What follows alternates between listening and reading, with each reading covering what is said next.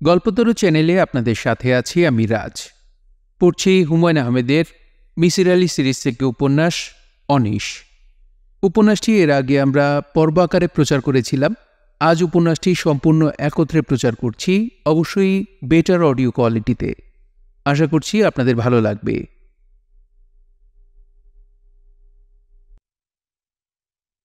হাসপাতালের কেবিন ধরাধরি ছাড়া পাওয়া যায় না, এই প্রচলিত ধারণা সম্ভবত পুরোপুরি সত্য নয়।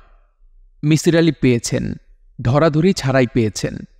অবশ্যই জেনারেল ওয়ার্ডে থাকার সময় একজন ডাক্তারকে বিনীতভাবে বলেছিলেন, ভাই একটু দেখবেন, একটা কেবিন পেলে বড় ভালো হয়। এই সামান্য কথাতেই কাজ হবে এটা বিশ্বাস করা কঠিন। আজকাল কথাতে কিছু হয় না। যে ডাক্তারকে অনুরোধ করা হয়েছিল তিনি বুড়ো, মুখের ভঙ্গি দেখে মনে হয় সমগ্র মানবজাতির ওপরই তিনি বিরক্ত। কোনো ভয়ঙ্কর দুর্ঘটনায় মানবজাতি নিঃশেষ হয়ে আবার যদি এককোষী অ্যামিবা থেকে জীবনে শুরু করে তাহলে তিনি খানিকটা আরাম পান।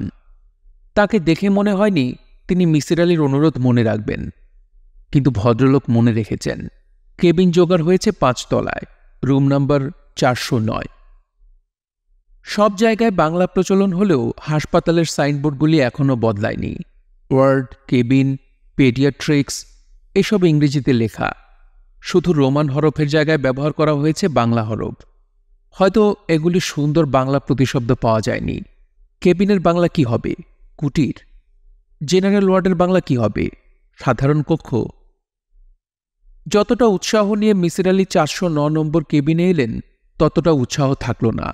ঘণ্টাখানেকের মধ্যে তিনি আবিষ্কার করলেন বাথরুমের টেপ বন্ধ হয় না। যত কোষেই প্যাঁচ আটকানো যাক, ক্ষীণ জলধারা ঝর্ণার মতো পড়তেই থাকে। কমোডের ফ্ল্যাশও কাজ করে না। ফ্ল্যাশ টানলে ঘর ঘর শব্দ হয় এবং কমোডের পানিতে সামান্য আলোড়ন দেখা যায়। এই পর্যন্তই। তার চেয়েও ভয়াবহ আবিষ্কারটা করলেন রাতে ঘুমোতে যাবার সময়। দেখলেন বেডের পাশে সাদা দেয়ালে সবুজ রঙের মার্কার দিয়ে লেখা, এই ঘরে যে থাকবে সে মারা যাবে, ইহা সত্য, মিথ্যা নয়। মিসির আলির চরিত্র এমন নয় যে এই লেখা দেখে তিনি আঁতকে উঠবেন এবং জেনারেল ওয়ার্ডে ফেরত যাবার জন্য ব্যস্ত হয়ে পড়বেন। তবে বড় রকমের অসুখ বিসুখের সময় মানুষের মন দুর্বল থাকে। মিসির আলির মনে হল তিনি মারাই যাবেন। সবুজ রঙের এই ছেলে মানুষের লেখার কারণে নয়, সম্পূর্ণ প্রাকৃতিক নিয়মে। তার লিভার কাজ করছে না বললেই হয়। মনে হচ্ছে লিভারটির আর কাজ করার ইচ্ছাও নেই। শরীরের একটি অঙ্গ নষ্ট হয়ে গেলে অন্য অঙ্গগুলিও তাকে অনুসরণ করে। একে বলে সিম্প্যাথেটিক রিয়াকশন। কারো একটা চোখ নষ্ট হলে অন্য চোখের দৃষ্টি কমতে থাকে। তার নিজের বেলাতেও মনে হচ্ছে তাই হচ্ছে। লিভারের শোকে শরীরের অন্য সব অঙ্গ প্রত্যঙ্গও কাতর। একসময় ফট করে কাজ বন্ধ করে দেবে। হৃৎপিণ্ড বলবে, কি দরকার গ্যালন গ্যালন রক্ত পাম্প করে? অনেক তো করলাম। শুরু হবে অনির্দিষ্টের পথে যাত্রা। সেই যাত্রা কেমন হবে কেউই জানে না। প্রাণের জন্ম রহস্য যেমন অজানা, প্রাণের বিনাশ রহস্য তেমনই অজানা। তিনি শুয়ে পড়লেন। প্রচণ্ড মাথা ধরেছে। বেল টিপে নার্সকে ডাকলেই সে কড়া কোনো ঘুমের ওষুধ খাইয়ে দেবে। মিসির আলির ধারণা এরা ঘুমের ট্যাবলেট অ্যাপ্রনের পকেটে নিয়ে ঘুরে বেড়ায়। রোগীর সামান্য কাতরানির শব্দ কানে যাবা মাত্র ঘুমের ট্যাবলেট গিলিয়ে দেয়। কাজেই ওদের না ডেকে মাথার যন্ত্রণা নিয়ে শুয়ে থাকাই ভালো। শুয়ে শুয়ে মৃত্যুর পরের জগৎ নিয়ে চিন্তা করা যেতে পারে। ধরা যাক মৃত্যুর পরে একটি জগৎ আছে। পার্টিকেলের যদি অ্যান্টি পার্টিকেল থাকতে পারে, ইউনিভার্সের যদি অ্যান্টি ইউনিভার্স হয়, তাহলে শরীরের অ্যান্টি শরীর থাকতে সমস্যা কি?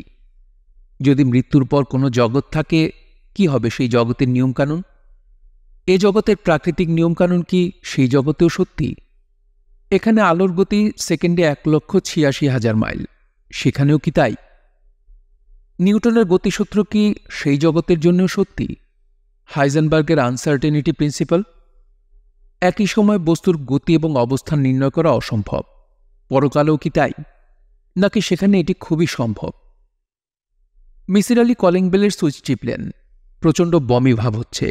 বমি করে বিছানা ভাসিয়ে দিতে চাচ্ছেন না, আবার একা একা বাথরুম পর্যন্ত যাবার সাহসও পাচ্ছেন না। মনে হচ্ছে মাথা ঘুরে বাথরুমের দরজায় পড়ে যাবেন। অল্প বয়সে একজন নার্স ঢুকল। তার গায়ের রং কালো, মুখে বসন্তের দাগ। তারপরও চেহারার কোথায় যেন এক ধরনের স্নিগ্ধতা লুকিয়ে আছে।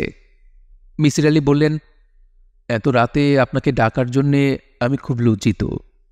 আপনি কি আমাকে বাথরুম পর্যন্ত নিয়ে যাবেন? আমি বমি করব। বাথরুমে যেতে হবে না, বিছানায় বসে বসেই বমি করুন। আপনার খাটের নিচে গামলা আছে। সিস্টার মিসির আলীকে ধরে ধরে বসালেন। আশ্চর্যের ব্যাপার, বমি ভাব সঙ্গে সঙ্গে কমে গেল। মিসির আলী বললেন, সিস্টার, আপনার নাম জানতে পারি? আমার নাম সুস্মিতা। আপনি কি এখন একটু ভালো বোধ করছেন? বমি গলা পর্যন্ত এসে থেমে আছে।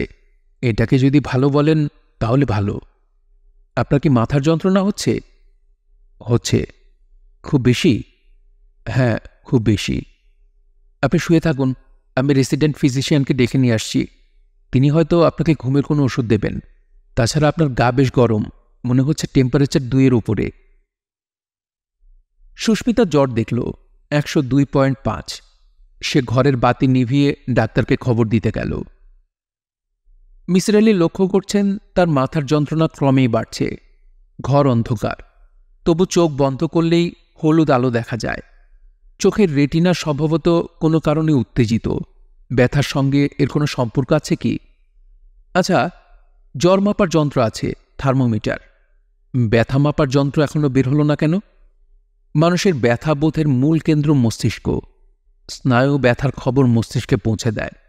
যে ইলেকট্রিক্যাল সিগন্যাল ব্যথার পরিমাপক, সেই সিগন্যাল মাপা কি অসম্ভব? ব্যথা মাপার একটা যন্ত্র থাকলে ভালো হতো। প্রসব বেদনার তীব্রতা নাকি সবচেয়ে বেশি, তারপরেই 3rd ডিগ্রি বার্ন। তবে ব্যথা সহ্য করার ক্ষমতাও এক এক মানুষের এক এক রকম। কেউ কেউ অতি তীব্র ব্যথাও শান্ত মুখে সহ্য করতে পারে। মিসির আলী পারেন না। তার ইচ্ছা করছে দেয়ালে মাথা ঠুকতে। ব্যথা ভুলবার জন্য কি করা যায়? মস্তিষ্ককে কি কোনো জটিল প্রক্রিয়ায় ফেলে দেওয়া যায় না? উল্টো করে নিজের সঙ্গে কথা বললে কেমন হয়? কিংবা একই বাক্য চক্রাকারে বলা যায় না? শিবে বখু কি থাবে, শিবে বখু কি থাবে, শিবে বখু কি থাবে। নার্স ডাক্তারকে সঙ্গে নিয়ে ঘরে ঢুকল। বাতি জ্বালালো। ডাক্তার সাহেব বললেন, কি ব্যাপার? মিসির আলী বললেন, আমার ডেলিরিয়াম হচ্ছে। একটি বাক্য বারবার উল্টো করে বলছি। ব্যথা কি খুব বেশি? এই বাক্যটিকে আমি উল্টো করে বলছি, শিবে বখু কি থাবে। ডাক্তার সাহেব বললেন, কোনো রোগীর যদি ডেলিরিয়াম হয় সে বুঝতে পারে না যে ডেলিরিয়াম হচ্ছে। আমি বুঝতে পারি, কারণ আমার কাজই হচ্ছে মানুষের মনোজগৎ নিয়ে। ডাক্তার সাহেব, আমাকে ঘুম পাড়িয়ে দিন। সম্ভব হলে খানিকটা অক্সিজেন দেবার ব্যবস্থা করুন। আমার মস্তিষ্কে অক্সিজেন ডিপ্রাইভেশন হচ্ছে। আমার হ্যালুসিনেশন হচ্ছে। কি হ্যালুসিনেশন? আমি দেখছি আমার হাত দুটো অনেক লম্বা হয়ে গেছে, এখনও লম্বা হচ্ছে। মিসির আলী গানের সুরে বলতে লাগলেন, বামলো তকতহা রমা, বামলো তকতহা রমা, বামলো তকতহা রমা। ডাক্তার সাহেব নার্সকে প্যাথেড্রিন ইঞ্জেকশন দিতে বললেন। মিসির আলীর ঘুম ভাঙল সকাল 9টার দিকে। ট্রেতে করে হাসপাতালের নাস্তা নিয়ে এসেছে। 2 স্লাইস রুটি, একটা ডিম সেদ্ধ, একটা কলা এবং 8 গ্লাস দুধ। বিশ্বের দরিদ্রতম দেশের একটির জন্য বেশ ভালো খাবার, স্বীকার করতেই হবে।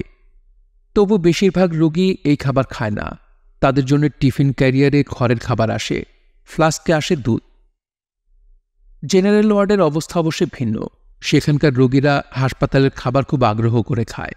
যারা খেতে পারে না তারা জমা করে রাখে। বিকেলে তাদের আত্মীয় স্বজনরা আসে। মাথা নিচু করে লজ্জিত মুখে এই খাবারগুলি তারা খেয়ে ফেলে। সামান্য খাবার, অথচ কি আগ্রহ করেই না খায়। বড় মায়া লাগে মিসির আলীর। কতবার নিজের খাবার ওদের দিয়ে দিয়েছেন, ওরা কৃতজ্ঞ চোখে তাকিয়েছে। আজকের নাস্তা মিসির আলী মুখে দিতে পারলেন না। পাউরুটিতে কামড় দিতেই বমি ভাব হল। এক চুমুক দুধ খেলেন, কলার খোসা ছাড়ালেন, কিন্তু মুখে দিতে পারলেন না। শরীর সত্যি সত্যি বিদ্রোহ করছে। খাবার নিয়ে যে এসেছে সে তাকিয়ে আছে তীক্ষ্ণ চোখে। রোগী খাবার খেতে পারছে না। এই দৃশ্য নিশ্চয়ই তার কাছে নতুন নয়। তবু তাকে দেখে মনে হচ্ছে সে দুঃখিত। লোকটি স্নেহময় গলায় বলল, কষ্ট কইরা খান, না খাইলে শরীরে বল পাইবেন না। মিসির আলী শুধুমাত্র লোকটিকে খুশি করবার জন্যে পাউরুটি দুধে ভিজিয়ে মুখে দিলেন। খেতে কেমন যেন ঘাসের মতো লাগছে। আজ শুক্রবার। শুক্রবারে রুটিন ভিজিটে ডাক্তাররা আসেন না, সেটাই স্বাভাবিক। তাদের ঘর সংসার আছে, পুত্রকন্যা আছে, জন্মদিন, বিয়ে, বিবাহবার্ষিকী আছে। একটা দিন কি তারা ছুটি নেবেন না? অবশ্যই নেবেন। মিসির আলি ধরেই নিয়েছিলেন তার কাছে কেউ আসবে না, কিন্তু তাকে অবাক করে দিয়ে অ্যাপ্রন গায়ে মাঝবয়সী এক ডাক্তার এসে উপস্থিত। ডাক্তার আসার এটা সময় নয়। প্রথমত শুক্রবার, দ্বিতীয়ত 1:30 বাজে, লাঞ্চ ব্রেক। ডিউটির ডাক্তাররাও এই সময় ক্যান্টিনে খেতে যান। ডাক্তার সাহেব বললেন, কেমন আছেন? মিসির আলি হেসে ফেলে বললেন, ভালো থাকলে কি হাসপাতালে পড়ে থাকি? আপনাকে দেখে কিন্তু মনে হচ্ছে ভালো আছেন। কাল রাতে খুব খারাপ অবস্থায় ছিলেন, প্রবল ডেলিরিয়াম। আপনি রাতে এসেছিলেন? জি। চিনতে পারছি না, মাথা এলোমেলো হয়ে আছে। গত রাতে কি ঘটেছে কিছু মনে নেই। ডাক্তার সাহেব চেয়ারে বসলেন। তার শরীর বেশ ভারী, শরীরের সঙ্গে মিল রেখে গলার স্বর ভারী, চশমার কাজ ভারী, সবই ভারী ভারী। তবুও মানুষের কথা বলার মধ্যে সহজ হালকা ভঙ্গি আছে। এ জাতীয় মানুষ গল্প করতে এবং গল্প শুনতে ভালোবাসে। মিসির আলি বললেন, ডাক্তার সাহেব, আমি আপনার জন্য কি করতে পারি বলুন? একটা সমস্যার সমাধান করতে পারেন। এই কেবিনটা ছেড়ে অন্য একটা কেবিনে চলে যেতে পারেন। একজন মহিলা এই কেবিনে আসতে চাচ্ছেন। মিসির আলি হাসতে হাসতে বললেন, আমি এই মুহূর্তে কেবিন ছেড়ে দিচ্ছি। এই মুহূর্তে ছাড়তে হবে না, কাল ছাড়লেও হবে। ডাক্তার সাহেব উঠে দাঁড়ালেন। মিসির আলি বললেন, ভদ্রমহিলা বিশেষ করে এই কেবিনে আসতে চাচ্ছেন কেন? তার ধারণা এই কেবিন খুব লাকি। কেবিনের নম্বর 409, যোগ করলে হয় 13। 13 নম্বরটি নাকি তার জন্য খুব লাকি, সৌভাগ্য সংখ্যা, নিউমোরোলজির হিসাব। কি অদ্ভুত কথা! ডাক্তার সাহেব হালকা স্বরে বললেন, অসুস্থ অবস্থায় মন দুর্বল থাকে। দুর্বল মনে 13 নম্বরটি ঢুকে গেলে সমস্যা। মনের মধ্যে যা ঢুকেছে তা বের করে দিন। ডাক্তার সাহেব হেসে ফেলে বললেন, এটা তো কোনো কাঁটা না রে ভাই, যে চিমটি দিয়ে বের করে নিয়ে আসবো। এর নাম কুসংস্কার। কুসংস্কার মনের রন্ধ্রে রন্ধ্রে শিকড় ছড়িয়ে দেয়। কুসংস্কারকে তুলে ফেলা আমার মতো সাধারণ মানুষের কর্ম নয়। যাই ভাই, আপনি তাহলে কাল ভোরে কেবিন নম্বর 405-এ চলে যাবেন। কেবিনটা সিঁড়ির কাছে না, কাজে হইচই হবে না। তাছাড়া জানলার ভিউ ভালো, গাছপালা দেখতে পারবেন। মিসির আলি গম্ভীর গলায় বললেন, কিছু মনে করবেন না, আমি এই রুম ছাড়ব না, এখানেই থাকব। ডাক্তার সাহেব বিস্মিত হয়ে তাকালেন। কে একটা বলতে গিয়েও বললেন না। মিসির আলি বললেন, রুম ছাড়ব না কারণ ছাড়লে কুসংস্কারকে প্রশ্রয় দেওয়া হয়। আমি এই জীবনে কুসংস্কার প্রশ্রয় দেবার মতো কোনো কাজ করিনি, ভবিষ্যতেও করব না। ও আচ্ছা, আপনি যদি অন্য কোনো কারণ বলতেন রুম ছেড়ে দিতাম। আমার কাছে 409 নম্বর যা, 405 নম্বরও তা, তফাৎ মাত্র 4টা ডিজিটের। ডাক্তার সাহেব বিব্রত গলায় বললেন, আপনি কি ভদ্রমহিলার সঙ্গে কথা বলবেন? অবস্থা এমন দাঁড়িয়েছে যে ভদ্রমহিলা এ ঘরে না আসা পর্যন্ত অপারেশন করাবেন না, অপেক্ষা করবেন। অথচ অপারেশনটা জরুরি। ওর অসুবিধা কি? কিডনির কাছাকাছি একটা সিস্টের মতো হয়েছে। আপনি যদি তার সঙ্গে কথা বলেন তাহলে ভালো হয়। ভদ্রমহিলাকে আপনি চেনেন, তাই নাকি? হ্যাঁ, ভালো করেই চেনেন। উনি অনুরোধ করলে না বলতে পারবেন না। নাম কি তার? আমি ওকে পাঠিয়ে দিচ্ছি, আপনি কথা বলুন। মিসির আলি তাকিয়ে আছেন। দরজা ধরে যে মহিলা দাঁড়িয়ে, তার বয়স 30-এর কাছাকাছি হলেও তাকে দেখাচ্ছে বালিকার মতো। লম্বাটে মুখ, কাটা কাটা চেহারা, অসম্ভব রূপবতী। সাধারণত রূপবতীরা মানুষকে আকর্ষণ করে না, একটু দূরে সরিয়ে রাখে। এই মেয়েটির মধ্যে আকর্ষণীয় ক্ষমতা প্রবল। মিসির আলি মুগ্ধ হয়ে তাকিয়ে আছেন। মেয়েটি বলল, আপনি কি আমাকে চিনতে পারছেন? না। সে কি, চেনা উচিত ছিল তো। আপনি সিনেমা দেখেন না নিশ্চয়ই? না। টিভিও দেখেন না? টিভি দেখলেও তো আমাকে চেনার কথা। আমার টিভি নেই, বাড়িওয়ালার বাসায় গিয়ে অবশ্যই মাঝে মাঝে দেখি। আপনি কি কোনো অভিনেত্রী? হ্যাঁ, এলেবেলে টাইপ অভিনেত্রী নই, খুব নাম করা। রাস্তায় বের হলে ট্রাফিক জ্যাম হয়ে যাবে। মেয়েটির কথা বলার ভঙ্গিতে মিসির আলি হেসে ফেললেন। মেয়েটিও হাসল। অভিনেত্রীর মাপা হাসি নয়, অন্তরঙ্গ হাসি, সহজ সরল হাসি। আপনি কিন্তু এখন আমার নাম জিজ্ঞেস করেননি।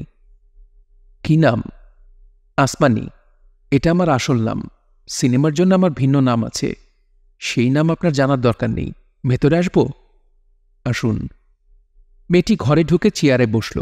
গলার স্বর খানিকটা গম্ভীর করে বলল, শুনলাম আপনি নাকি কুসংস্কার সহ্য করতে পারেন না। ঠিকই শুনেছেন, সহ্য করি না এবং প্রশ্রয় দিই না। কুসংস্কার টুসংস্কার কিছু না। আপনি আপনার ঘরটা আমাকে ছেড়ে দিন। আমার এই কেবিনটা খুব পছন্দ। আমি আপনার কাছে হাত জোর করছি, প্লিজ। মেয়েটি সত্যি সত্যি হাত জোর করল। মিসির আলি লজ্জায় পড়ে গেলেন। এ কি কাণ্ড! আমি এক্ষুনি ছেড়ে দিচ্ছি, হাত জোর করতে হবে না। থ্যাঙ্কস। থ্যাঙ্কস বলারও প্রয়োজন নেই। তবে আমার ধারণা এই কেবিনটিতেও শেষ পর্যন্ত আপনি থাকতে রাজি হবেন না।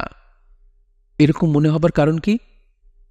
আপনি রাতে যখন ঘুমোতে যাবেন তখন হঠাৎ করে দেয়ালের একটা লেখা আপনার চোখে পড়বে, সবুজ মার্কারে কাঁচা কাঁচা হাতে লেখা, এই ঘরে যে থাকবে সে মারা যাবে। ইহা সত্য, মিথ্যা নয়। লেখা পড়েই আপনি আঁতকে উঠবেন। যেহেতু আপনার মন খুব দুর্বল, সেহেতু আপনি আর এখানে থাকবেন না। আসমানি বলল, কোথায় লেখাটা দেখি? তিনি লেখাটা দেখালেন। আসমানি বলল, কে লিখেছে? মিসির আলি থেমে থেমে বললেন, যে লিখেছে তার সঙ্গে আমার দেখা হয়নি, তবে আমি অনুমান করতে পারি একটি বাচ্চা মেয়ের লেখা। মেয়েটির উচ্চতা 4 ফুট 2 ইঞ্চি এবং মেয়েটি এই ঘরে মারা গেছে। আসমানি ভুরু কুঁচকে বলল, এসব আপনার অনুমান? জি, অনুমান, তবে যুক্তি নির্ভর অনুমান। যুক্তি নির্ভর অনুমান মানে? এক এক করে বলি। এটা একটা মেয়ের লেখা, তা অনুমান করছি দেয়ালে আঁকা কিছু ছবি দেখে। সবুজ মার্কারে আঁকা বেশ কিছু ছবি আছে, সবই বেনি বাঁধা বালিকাদের ছবি। মেয়েরা একটা বয়স পর্যন্ত শুধু মেয়েদের ছবি আঁকে, তাই বুঝি? হ্যাঁ, তাই। আর মেয়েটির উচ্চতা কিভাবে আঁচ করলেন?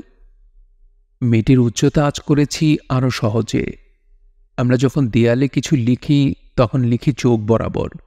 মেয়েটি বিছানায় বসে বসে লিখেছে, সেখান থেকে তার উচ্চতা আঁচ করলাম। দাঁড়িয়েও তো লিখতে পারে, হয়তো মেঝেতে দাঁড়িয়ে লিখেছে। তা পারে, তবে মেয়েটি অসুস্থ, বিছানায় বসে বসে লিখাই তার জন্য যুক্তিসঙ্গত। আসমানি গম্ভীর গলায় বলল, মেয়েটি যে বেঁচে নেই তা কি করে অনুমান করলেন? কাউকে জিজ্ঞেস করেছেন? না, কাউকে জিজ্ঞেস করিনি। এটাও অনুমান। বাচ্চারা দেয়ালে লেখার ব্যাপারে খুবই পার্টিকুলার। যা বিশ্বাস করে তাই সে দেয়ালে লেখে। যদি বাচ্চাটি সুস্থ হয়ে বাসায় ফিরে যেত, তাহলে অবধারিতভাবে এই লেখার জন্য সে লজ্জিত বোধ করত এবং হাসপাতাল ছেড়ে যাবার আগে লেখাটি নষ্ট করে যেত। আপনি কি করেন জানতে পারি? মাস্টারি করি। এখন করি না। পার্ট টাইম টিচার ছিলাম, অস্থায়ী পোস্ট, চাকরি চলে গেছে। আপনি আমাকে দেখে কি আমার সম্পর্কে কিছু বলতে পারেন? একটা সামান্য কথা বলতে পারি। আপনার আসল নাম আসমানি নয়, অন্য কিছু। এরকম মনে হবার কারণ কি? আসমানি নামটি আপনি এমনভাবে বললেন যাতে আমার কাছে মনে হলো অচেনা একটি শব্দ বলছেন। তার চেয়েও বড় কথা, আপনার পরনে আসমানি রঙের একটি শাড়ি। শাড়িটি পরার পর থেকেই হয়তো আসমানি নামটা আপনার মাথায় ঘুরছে। প্রথম সুযোগে এই নামটি বললেন। আমার ডাকনাম বুড়ি। মিসির আলি কিছু বললেন না, তীক্ষ্ণ দৃষ্টিতে তাকিয়ে রইলেন। বুড়ি বলল, আপনি অনুমানগুলি কিভাবে করেন? লজিক ব্যবহার করে করি, সামান্য লজিক। লজিক ব্যবহার করার ক্ষমতা সবার মধ্যেই আছে। বেশিরভাগ মানুষই তা ব্যবহার করে না, যেমন আপনি ব্যবহার করছেন না। ভেবে বসে আছেন 409 নম্বর ঘরটি আপনার জন্য লাকি। এরকম ভাবার পিছনে কোনো লজিক নেই। লজিকে কি এই পৃথিবীর শেষ কথা? হ্যাঁ। আপনি কি বুকে হাত দিয়ে বলতে পারবেন যে লজিকই হচ্ছে পৃথিবীর শেষ কথা? লজিকের বাইরে কিছু নেই? পৃথিবীর সমস্ত রহস্যের সমাধান আছে লজিকে? পারবেন বলতে? পারব। ভালো কথা, শুনে খুশি হলাম। আমি কি আপনার নাম জানতে পারি? আমার নাম মিসির আলি। আপনি কি কাল ভোরে এই কেবিনে আসতে চান, না মত বদলেছেন? আমি কাল ভোরে চলে আসব। যাই মিসির আলি সাহেব, আসসালামু আলাইকুম। মেয়েটি নিজের কেবিনে ফিরে গেল। রাত 10টার ভেতর সে 409 নম্বর কেবিনের আগের রোগীর যাবতীয় তথ্য জোগাড় করল। এই কেবিনে লাবণ্য নামের 10 বছর বয়সী একটি মেয়ে থাকত। হার্টের ভালভের কি একটা জটিল সমস্যায় সে দীর্ঘদিন এই ঘরটিতে ছিল। মারা গেছে মাত্র 10 দিন আগে। তার ওজন 63 পাউন্ড, উচ্চতা 4 ফুট 1 ইঞ্চি। মিসির আলি সাহেব সামান্য ভুল করেছেন। তিনি বলেছেন 4 ফুট 2 ইঞ্চি। এইটুকু ভুল বোধহয় ক্ষমা করা যায়। 409 নম্বর কেবিনের ভোল পুরোপুরি পাল্টে গেছে। দেয়াল ঝকঝক করছে, কারণ প্লাস্টিক পেইন্ট করা হয়েছে। অ্যাটাচ বাথরুমের দরজায় ঝুলছে হালকা নীল পর্দা। বাথরুমের কমোডের ফ্ল্যাশ ঠিক করা হয়েছে। পানির ট্যাপও সরানো হয়েছে। মেঝেতে পানি জমে থাকত, এখন পানি নেই। কেবিনের দরজা ভেতর থেকে বন্ধ। বুড়ি বিছানায় শুয়ে শুয়ে গভীর মনোযোগে খাতায় কিসব লিখছে। লেখার ব্যাপারটি যে তার কাছে গুরুত্বপূর্ণ তা বোঝা যাচ্ছে হাতের কাছে বাংলা অভিধান দেখে। সে মাঝে মাঝে অভিধান দেখে নিচ্ছে। লেখার গতি খুব দ্রুত নয়। কিছুক্ষণ পরপরই খাতা নামিয়ে রেখে তাকে চোখ বন্ধ করে বিশ্রাম করতে দেখা যাচ্ছে। এই সময় টেবিল ল্যাম্পটি সে নিভিয়ে ঘর অন্ধকার করে দিচ্ছে। টেবিল ল্যাম্পটা খুব সুন্দর। একটি মাত্র ল্যাম্প ঘরের চেহারা পাল্টে দিয়েছে। বুড়ি লিখছে, গত পরশু মিসির আলি নামের একজনের সঙ্গে আমার পরিচয় হয়েছে। পরিচয় বলা ঠিক হচ্ছে না, কারণ আমি তার সম্পর্কে প্রায় কিছুই জানি না। তিনিও আমার সম্পর্কে কিছুই জানেন না। মানুষটি বুদ্ধিমান, নিশ্চয়ই এটা একটা চমৎকার গুণ। কিন্তু তার দোষ হচ্ছে তিনি একই সঙ্গে অহংকারী। অহংকার বুদ্ধির কারণে, যেটা আমার ভালো লাগেনি। বুদ্ধির খেলা দেখিয়ে তিনি আমাকে অভিভূত করতে চেয়েছেন। কেউ আমাকে অভিভূত করতে চাইলে আমার ভালো লাগে না, রাগ হয়। বয়স হবার পর থেকেই দেখছি আমার চারপাশে যারা আসছে তারাই আমাকে অভিভূত করতে চাচ্ছে। এক একবার আমার চেঁচিয়ে বলতে ইচ্ছা হয়েছে, হাত জোর করছি, আমাকে রেহাই দিন, আমাকে আমার মতো থাকতে দিন। পৃথিবীতে অসংখ্য মেয়ে আছে যাদের জন্মই হয়েছে অভিভূত হবার জন্যে। তাদের কাছে যান, তাদের অভিভূত করুন। Y me? এই কথাগুলি আমি মিসির আলি সাহেবকে বলতে পারলে খুশি হতাম। তাকে বলতে পারছি না, কারণ উনি আমাকে সত্যি সত্যি অভিভূত করেছেন, চমকে দিয়েছেন। ছোট বালিকারা যেমন ম্যাজিক দেখে বিস্ময়ে বাক্যহারা হয়, আমার বেলাতেও তাই হয়েছে। আমি হয়েছি বাক্যহারা। মজার ব্যাপার হচ্ছে, আমার এই বিস্ময়কে তিনি মোটেই পাত্তা দিলেন না। ম্যাজিশিয়ানরা অন্যের বিষয় উপভোগ করেন, তিনি করেননি। সবুজ রঙের দেয়ালের লেখা প্রসঙ্গে যখন আমি যা জেনেছি তা তাকে বলতে গেলাম, তিনি কোনো আগ্রহ দেখালেন না। আমি যখন তার বিছানার পাশের চেয়ারে বসলাম, তিনি শুকনো গলায় বললেন, কিছু বলতে এসেছেন? আমি বললাম, না, আপনার সঙ্গে গল্প করতে এসেছি। তিনি বললেন, ও। তার চোখ মুখ দেখেই মনে হলো তিনি বিরক্ত, মহাবিরক্ত। নিতান্ত ভদ্রতার খাতিরে তিনি কিছু বলতে পারছেন না। চেয়ারে বসেছি, চট করে উঠে যাওয়া ভালো দেখায় না। কাজেই মিসির আলি সাহেবের অসুখটা কি, কতদিন ধরে হাসপাতালে আছেন, এই সম্পর্কে কয়েকটা প্রশ্ন করলাম। তিনি নিতান্তই অনাগ্রহে জবাব দিলেন। আমি যখন বললাম, আচ্ছা তাহলে যাই, তিনি খুবই আনন্দিত হলেন বলে মনে হলো। সঙ্গে সঙ্গে বললেন, আচ্ছা আচ্ছা, আবার আসবেন। এই সামান্য বাক্যটি বললেন না। এটা বলাটাই স্বাভাবিক ভদ্রতা। তার ঘর থেকে ফিরে আমার বেশ কিছু সময় মন খারাপ রইল। আমার জন্যে এটাও একটা অস্বাভাবিক ব্যাপার। আমার এক ধরনের ডিফেন্স মেকানিজম আছে। অন্যের ব্যবহারে আমি কখনোই আহত হই না, কারণ এসবকে আমি ছেলেবেলা থেকেই তুচ্ছ করতে শিখেছি। মিসির আলি সাহেব আমার কিছু উপকার করেছেন। তার নিজের ক্যাবিন ছেড়ে দিয়েছেন। আমি তার প্রতি কৃতজ্ঞ। কিন্তু তাই বলে তিনি আমাকে অপমান করতে পারেন না, এই অধিকার তার নেই। ঘণ্টা 2 আগে তিনি যা করলেন তা অপমান ছাড়া আর কি। উনি রেলিং ধরে বারান্দায় দাঁড়িয়েছিলেন। আমি ব্লাড ম্যাচিং নাকি কি হাবিজাবি করে উপরে এসেছি। আমার পায়ের শব্দে তিনি তাকালেন। আমি বললাম, ভালো আছেন? তিনি কিছু বললেন না, তাকিয়েই রইলেন। আমি বললাম, চিনতে পারছেন তো, আমি বুড়ি। তিনি বললেন, ও আচ্ছা। ও আচ্ছা কোনো বাক্য নয়। এত তাচ্ছিল্য করে কেউ কখনো আমাকে কিছু বলেনি। আমি হতভম্ব হয়ে গেলাম। আমার উচিত ছিল আর কোনো কথা না বলে নিজের ক্যাবিনে চলে আসা। তা না করে আমি গায়ে পড়ে বললাম, আজ আপনার শরীরটা মনে হয় ভালো, হাঁটাহাঁটি করছেন।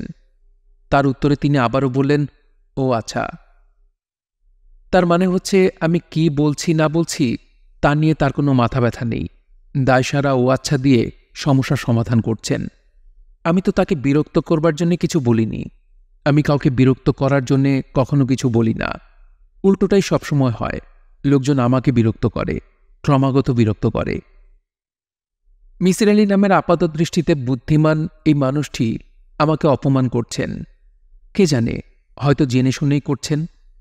মানুষকে অপমান করার সূক্ষ্ম পদ্ধতি সবার জানা থাকে না। অস্বাভাবিক বুদ্ধিমান মানুষরাই শুধু জানেন এবং অকারণে প্রয়োগ করেন। সেই সুযোগ তাদের দেওয়া উচিত না। আমি শীতল গলায় বললাম, মিসির আলী সাহেব। উনি চমকে তাকালেন। আমি বললাম, ঠিক করে বলুন তো, আপনি কি আমাকে চিনতে পেরেছেন? চিনব না কেন? আমি যাই জিজ্ঞেস করছি আপনি বলছেন ও আচ্ছা। এর কারণটা কি আপনি আমাকে বলবেন? আপনি কি বলছেন আমি মন দিয়ে শুনিনি, শোনার চেষ্টাও করিনি। মনে হয় সেই জন্যে ও আচ্ছা বলছি। কেন বলুন তো? আমি প্রচণ্ড মাথা ব্যথায় কষ্ট পাচ্ছি। এই উপসর্গ নতুন হয়েছে, আগে ছিল না। আমি মাথা ব্যথা ভুলে থাকার জন্য নানান কিছু ভাবছি, নিজেকে ব্যস্ত রাখার চেষ্টা করছি।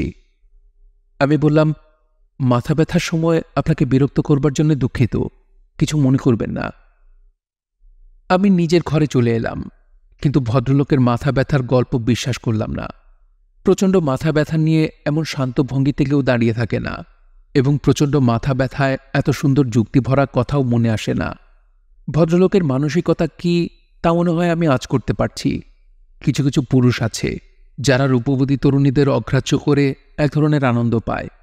সচরাচর এরা নিঃসঙ্গ ধরনের পুরুষ হয় এবং নারী সঙ্গের জন্য তীব্র বাসনা বুকে পুষে রাখে। মিসির আলী সাহেব যে একজন নিঃসঙ্গ মানুষ, তাই দুদিনে আমি বুঝে ফেলেছি। এই ভদ্রলোককে দেখতে কোনো আত্মীয় স্বজন বা বন্ধুবান্ধব এখন পর্যন্ত আসেনি। আমাদের দেশে গুরুতর অসুস্থ একজনকে দেখতে কেউ আসবে না তা ভাবাই যায় না। একজন কেউ হাসপাতালে ভর্তি হলে তার আত্মীয় স্বজন আসে, বন্ধুবান্ধব আসে, পাড়া প্রতিবেশী আসে, এমনকি গলির মোড়ের যে মুদি দোকানি সেও আসে। এটা এক ধরনের সামাজিক নিয়ম। মিসির আলীর জন্য কেউ আসছে না। অবশ্যই আমাকে দেখতেও কেউ আসছে না। আমার ব্যাপারটি ব্যাখ্যা করা যায়। আমি কাউকে কিছু জানাইনি। যারা জানে তাদের কঠিনভাবে বলা হয়েছে তারা যেন আমাকে দেখতে না আসে। তারা আসছে না, কারণ আমার নিষেধ অগ্রাহ্য করলে তাদেরই সমস্যা। আচ্ছা, আমি মানুষটিকে নিয়ে এত ভাবছি কেন? নিতান্ত অপরিচিত একজন মানুষকে নিয়ে এত চিন্তাভাবনা করার কোনো মানে হয়? আমি নিজে নিঃসঙ্গ বলেই কি একজন নিঃসঙ্গ মানুষের প্রতি মমতা বোধ করছি? ভদ্রলোক আমার প্রতি অবহেলা দেখিয়েছেন, আমি তাতে কষ্ট পাচ্ছি। আমরা অতি প্রিয়জনদের অবহেলাতেই কষ্ট পাই, কিন্তু এই ভদ্রলোক তো আমার অতি প্রিয় কেউ নন। আমরা দুজন দুপ্রান্তের মানুষ। তার জগৎ ভিন্ন, আমার জগৎ ভিন্ন। হাসপাতাল ছেড়ে চলে যাবার পর আর কখনো হয়তো তার সঙ্গে দেখা হবে না। আমার কেন জানি মনে হচ্ছে এই হাসপাতালে যে কটা দিন আছি সেই কটা দিন এই ভদ্রলোকের সঙ্গে গল্প টল্প করলে আমার ভালো লাগবে। কারো সঙ্গে কথা বলেই আমি আরাম পাই না। যার সঙ্গে কথা বলি আমার মনে হয় সে ঠিকমতো কথা বলছে না, ভান করছে, নিজেকে জাহির করার চেষ্টা করছে, যেন সে পৃথিবীর সবচেয়ে জ্ঞানী মানুষ। সে ধরেই নিচ্ছে তার কথাবার্তায় মুগ্ধ হয়ে আমি মনে মনে তার সম্পর্কে খুব উঁচু ধারণা করছি। অথচ আমি যে মনে মনে অসংখ্যবার বলছি, হাদারাম হাদারাম, তুই হাদারাম, সেই ধারণাও তার নেই। মিসির আলী নিশ্চয়ই সেরকম হবেন না। তার সঙ্গে কথা বলতে গিয়ে নিশ্চয়ই আমি কখনো মনে মনে বলবো না হাদারাম। আমার নিজের একটি নিতান্তই ব্যক্তিগত গল্প আছে, যা আমি খুব কম মানুষকেই বলেছি। এই গল্পটাও হয়তো আমি তাকে বলতে পারি। আমার এই গল্প আমি যাদেরকে বলেছি তাদের সবাই খুব আগ্রহ নিয়ে শুনেছেন। তারপর বলেছেন, আপনার মানসিক সমস্যা আছে, ভালো কোনো সাইকিয়াট্রিস্টের কাছে যান। মানুষ এই এক নতুন জিনিস শিখেছে, কিছু হলেই সাইকিয়াট্রিস্ট। মাথা এলোমেলো হয়ে আছে, সাইকিয়াট্রিস্ট সেই এলোমেলো মাথা ঠিক করে দেবেন। মানুষের মাথা কি এমনই পলকা জিনিস যে সামান্য আঘাতেই এলোমেলো হয়ে যাবে? এই কথাটিও মিসির আলী সাহেবকে জিজ্ঞেস করা যেতে পারে। ভদ্রলোক মাস্টার মানুষ, কাজেই ছাত্রীর মতো ভঙ্গিতে খানিকটা ভয়ে ভয়ে যদি জিজ্ঞেস করা যায়, আচ্ছা স্যার, মানুষের মাথা এলোমেলো হবার জন্যে কত বড় মানসিক আঘাতের প্রয়োজন? তখন তিনি নিশ্চয়ই এই প্রশ্নের জবাব দেবেন। সেই জবাবের গুরুত্ব থাকবে, কারণ মানুষটির ভেতর লজিকের অংশ বেশ শক্ত। বুড়ি বলল, স্যার আসবো? মিসির আলী বিছানায় কাত হয়ে বই পড়ছিলেন। বইটির নাম মিস্টিরিয়াস অফ আফটার লাইফ, লেখক এফ স্মিথ। মজার বই। মৃত্যুর পরের জগৎ সম্পর্কে এমন সব বর্ণনা আছে যা পড়লে মনে হয় লেখক সাহেব ওই জগৎ ঘুরে এসেছেন। বেশ কিছুদিন সেখানে ছিলেন, ভালোমতো সবকিছু দেখা। এ জাতীয় বই যে লেখা হয়, ছাপা হয় এবং হাজার হাজার কপি বিক্রি হয়, এটাই এক বিস্ময়। তিনি বই বন্ধ করে বুড়ির দিকে তাকালেন। মেয়েটির সঙ্গে বেশ কয়েকবার তার দেখা হয়েছে।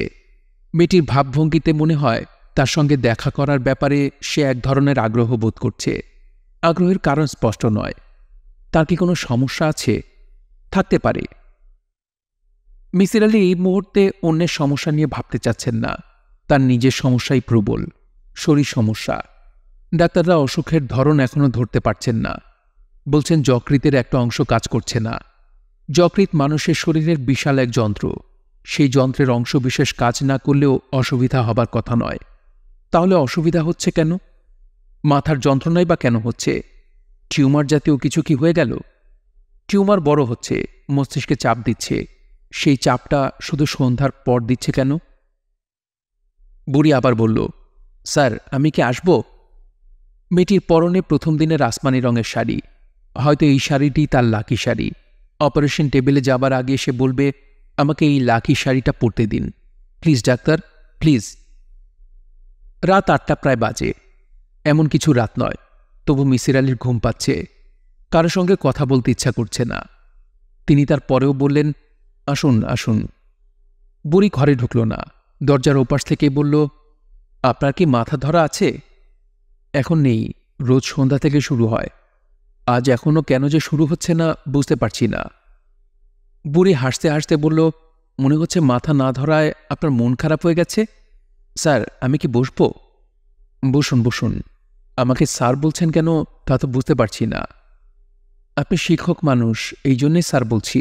ভালো শিক্ষক দেখলেই ছাত্রী হতে ইচ্ছা করে। আমি ভালো শিক্ষক আপনাকে কে বলল? কেউ বলেনি, আবার মনে হচ্ছে।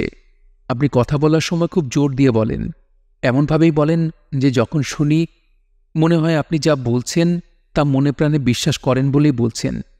ভালো শিক্ষকের এটা হচ্ছে প্রথম শর্ত। দ্বিতীয় শর্ত কি? দ্বিতীয় শর্ত হচ্ছে জ্ঞান। ভালো শিক্ষককে প্রচুর জানতে হবে এবং ভালো মতো জানতে হবে। আপনি নিজেও কিন্তু শিক্ষকের মতো কথা বলছেন। বুড়ি বলল, আমার জীবনের ইচ্ছা কি ছিল জানেন? কিন্ডারগার্টেনের শিক্ষিকা হওয়া। ফ্রক পরা ছোট ছোট ছেলে মেয়ে ঘুরে বেড়াবে, আমি তাদের পড়াবো, গান শেখাবো, ব্যথা পেয়ে কাঁদলে আদর করব। অথচ আমি কি হয়েছি দেখুন, একজন অভিনেত্রী। আমার সমস্ত কর্মকাণ্ড বয়স্ক মানুষ নিয়ে। আমার জীবনে শিশুর কোনো স্থান নেই। স্যার, আমি কি বকবক করে আপনাকে বিরক্ত করছি? না, করছেন না। আপনি আমাকে তুমি করে ডাকলে আমি খুব খুশি হব। আপনি আমাকে তুমি করে ডাকবেন এবং নাম ধরে ডাকবেন, প্লিজ। বুড়ি ডাকতে বলছো? হ্যাঁ, বুড়ি ডাকবেন। আমার ডাক নাম বেশ অদ্ভুত না? যখন সত্যি সত্যি বুড়ি হব তখন বুড়ি বলে ডাকার কেউ থাকবে না। মিসির আলি বললেন, তুমি কি সবসময় এমন গুছিয়ে কথা বলো? আপনার কি ধারণা? আমার ধারণা তুমি কম কথা বলো। যারা কথা বেশি বলে তারা গুছিয়ে কিছু বলতে পারে না। যারা কম কথা বলে তারা যখন বিশেষ কোনো কথা বলতে চায় তখন খুব গুছিয়ে কথা বলতে পারে। আমার ধারণা তুমি আমাকে বিশেষ কিছু বলতে চাচ্ছ। আপনার ধারণা সত্যি নয়। আমি আপনাকে বিশেষ কিছু বলতে চাচ্ছি না। আগামীকাল আমার অপারেশন। ভয় ভয় লাগছে। ভয় কাটানোর জন্য আপনার সঙ্গে গল্প করতে এসেছি। ভয় কেটেছে? কাটেনি, তবে ভুলে আছি। আপনার এখান থেকে যাবার পর গরম পানিতে গোসল করব। আয়াকে গরম পানি আনতে বলেছি। গোসলের পর কড়া ঘুমের ওষুধ খেয়ে ঘুমিয়ে পড়ব। মিসির আলি হাই তুললেন। মেয়েটির কথা এখন আর শুনতে ভালো লাগছে না। তাকে বলাও যাচ্ছে না, তুমি এখন যাও, আমার মাথা ধরেছে। মাথা সত্যি সত্যি ধরলে বলা যেত, মাথা ধরেনি। আপনি কি ভূত বিশ্বাস করেন স্যার? মিসির আলি হেসে ফেলে বললেন, গল্পটা বলো। কোন গল্পটা বলবো? কেউ যখন জানতে চায় আপনি কি ভূত বিশ্বাস করেন, তখন তার মাথায় একটা ভূতের গল্প থাকে, ওইটা শোনাতে চায়। তুমিও চাচ্ছ। আপনি ভুল করেছেন। আমি আপনাকে কোনো গল্প শোনাতে চাচ্ছি না। কোনো ভৌতিক গল্প আমার জানা নেই। ও আচ্ছা। আরেকটা কথা, আপনি দয়া করে ও আচ্ছা বাক্যটা বলবেন না এবং নিজেকে বেশি বুদ্ধিমান মনে করবেন না। বুড়ি, তুমি রেগে যাচ্ছ। আমাকে তুমি তুমি করেও বলবেন না। বুড়ি উঠে দাঁড়ালো এবং প্রায় ঝড়ের বেগে ঘর ছেড়ে চলে গেল। মিসির আলি দীর্ঘ নিঃশ্বাস ফেললেন। তার মনে হল প্রকৃতি শুধুমাত্র মেয়েদের মধ্যেই বিপরীত গুণাবলীর দর্শনীয় সমাবেশ ঘটিয়েছে। মেয়েকে যেহেতু সবসময় সন্তান ধারণ করতে হয়, সেহেতু প্রকৃতি তাকে করল শান্ত, ধীর, স্থির। একই সঙ্গে ঠিক একই মাত্রায় তাকে করল অশান্ত, অধীর, অস্থির। প্রকৃতির এসব হিসাব নিকাশ খুব মজার। দেখে মনে হয় পরিহাসপ্রিয় প্রকৃতি সবসময় মজার খেলা খেলছে। মিসির আলি বই খুললেন। মৃত্যুর পরের জগৎ সম্পর্কে স্মিথ সাহেবের বক্তব্য পড়া যাক। স্থূল দেহের ভেতরই লুকিয়ে আছে মানুষের সূক্ষ্ম দেহ। সেই দেহকে বলে বায়োপ্লাজমিক বডি। স্থূল দৃষ্টিতে সেই দেহ দেখা যায় না। স্থূল দেহ বিনাশ হলেই সূক্ষ্ম দেহ বা বায়োপ্লাজমিক বডি স্থূল দেহ থেকে আলাদা হয়ে যায়। সূক্ষ্ম দেহ শক্তির মতো। শক্তির যেমন বিনাশ নেই, সূক্ষ্ম দেহেরও তেমনই বিনাশ নেই। সূক্ষ্ম দেহের তরঙ্গ ধর্ম আছে। তরঙ্গ দৈর্ঘ্য স্থূলদেহের কামনা বাসনার সঙ্গে সম্পর্কিত। যার কামনা বাসনা বেশি, তার তরঙ্গ দৈর্ঘ্য তত বেশি। মিসির আলি বই বন্ধ করে দীর্ঘ নিঃশ্বাস ফেললেন। স্মিথ নামের এই লোক কিছু বৈজ্ঞানিক শব্দ ব্যবহার করে তার গ্রন্থটি ভারিক্কি করার চেষ্টা করেছেন। নিজের বিভ্রান্তি ছড়িয়ে দিতে চেষ্টা করেছেন পাঠকদের কাছে। গ্রন্থের শুভ ভূমিকার কথাই সবাই বলে। গ্রন্থের যে কি প্রচণ্ড ঋণাত্মক ভূমিকা আছে, সে সম্পর্কে কেউ কিছু বলে না। একজন ক্ষতিকর মানুষ সমাজের যতটা ক্ষতি করতে পারে, তার চেয়ে 100 গুণ বেশি ক্ষতি করতে পারে সেই মানুষটির লেখা একটি বই। বইয়ের কথা বিশ্বাস করার আমাদের যে প্রবণতা, তার শিকড় অনেক দূর চলে গেছে। একটা বই মাটিতে পড়ে থাকলে তা মাটি থেকে তুলে মাথায় ঠেকাতে হয়। এই ট্রেনিং দিয়ে দেওয়া হয়েছে সুদূর শৈশবে। স্যার, আসব? মেয়েটি আপার দরজার কাছে এসে দাঁড়িয়েছে। তাকে লজ্জিত এবং অনুতপ্ত মনে হচ্ছে। ঝড়ের বেগে ঘর ছেড়ে চলে যাওয়ার অপরাধে সে নিজেকে অপরাধী করে কষ্ট পাচ্ছে। স্যার, আসব? মিসির আলি হাসতে হাসতে বললেন, না। মেয়েটি ঘরে ঢুকে চেয়ারে বসতে বসতে বলল, একটু আগে নিতান্ত বালিকার মতো যে ব্যবহার আপনার সঙ্গে আমি করেছি, এরকম ব্যবহার আমি কখনোই কারোর সঙ্গে করি না। আপনার সঙ্গে কেন করলাম তাও জানি না। আপনার কাছেই আমি জানতে চাচ্ছি কেন এমন ব্যবহার করলাম। মিসির আলি বললেন, এটা বলার জন্য তুমি আসোনি, অন্য কিছু বলতে এসেছ, সেটাই বরং বলো। বুড়ি নিচু গলায় বলল, আমি খুব বড় ধরনের একটা সমস্যায় ভুগছি, কষ্ট পাচ্ছি, ভয়ঙ্কর কষ্ট পাচ্ছি। আমার সমস্যাটা কেউ একজন বুঝতে পারলে আমি কিছুটা হলেও শান্তি পেতাম। মনে হয় আপনি বুঝবেন। বোঝার চেষ্টা করব।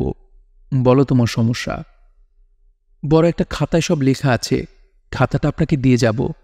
আপনি ধীরে সুস্থে আপনার অবসর সময় পড়বেন। তবে একটি শর্ত আছে। কি শর্ত? কাল আমার অপারেশন হবে। আমি মারাও যেতে পারি। যদি মারা যাই, তাহলে আপনি খাতায় কি লেখা তা পড়বেন না, খাতাটা নষ্ট করে ফেলবেন। আর যদি বেঁচে থাকি তবেই পড়বেন। মিসির আলি বললেন, তোমার এই শর্ত পালনের জন্য সবচেয়ে ভালো হয় যদি খাতাটা তোমার কাছে রেখে দাও। তুমি মরে গেলে আমি খাতাটা পাবো না, বেঁচে থাকলে তুমি নিজেই আমাকে দিতে পারবে। খাতাটা আমি আমার কাছে রাখতে চাচ্ছি না। আমি চাই না অন্য কেউ ওই লেখা পড়ুক। আমি মারা গেলে সেই সম্ভাবনা অনেক বেশি থাকে। আপনার কাছে খাতাটা থাকলে এই দুশ্চিন্তা থেকে আমি মুক্ত থাকব। দাও তোমার খাতা। কাল ভোরবেলা অপারেশন থিয়েটারে যাবার আগে আগে আপনার কাছে পাঠাবো। ভালো কথা, পাঠিও।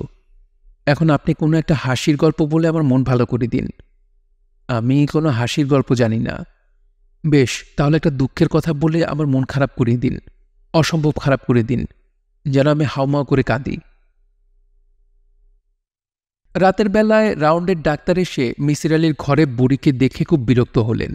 কড়া গলায় বললেন, কাল আপনার অপারেশন, আপনি ঘুরে ফিরে বেড়াচ্ছেন, এর মানে কি?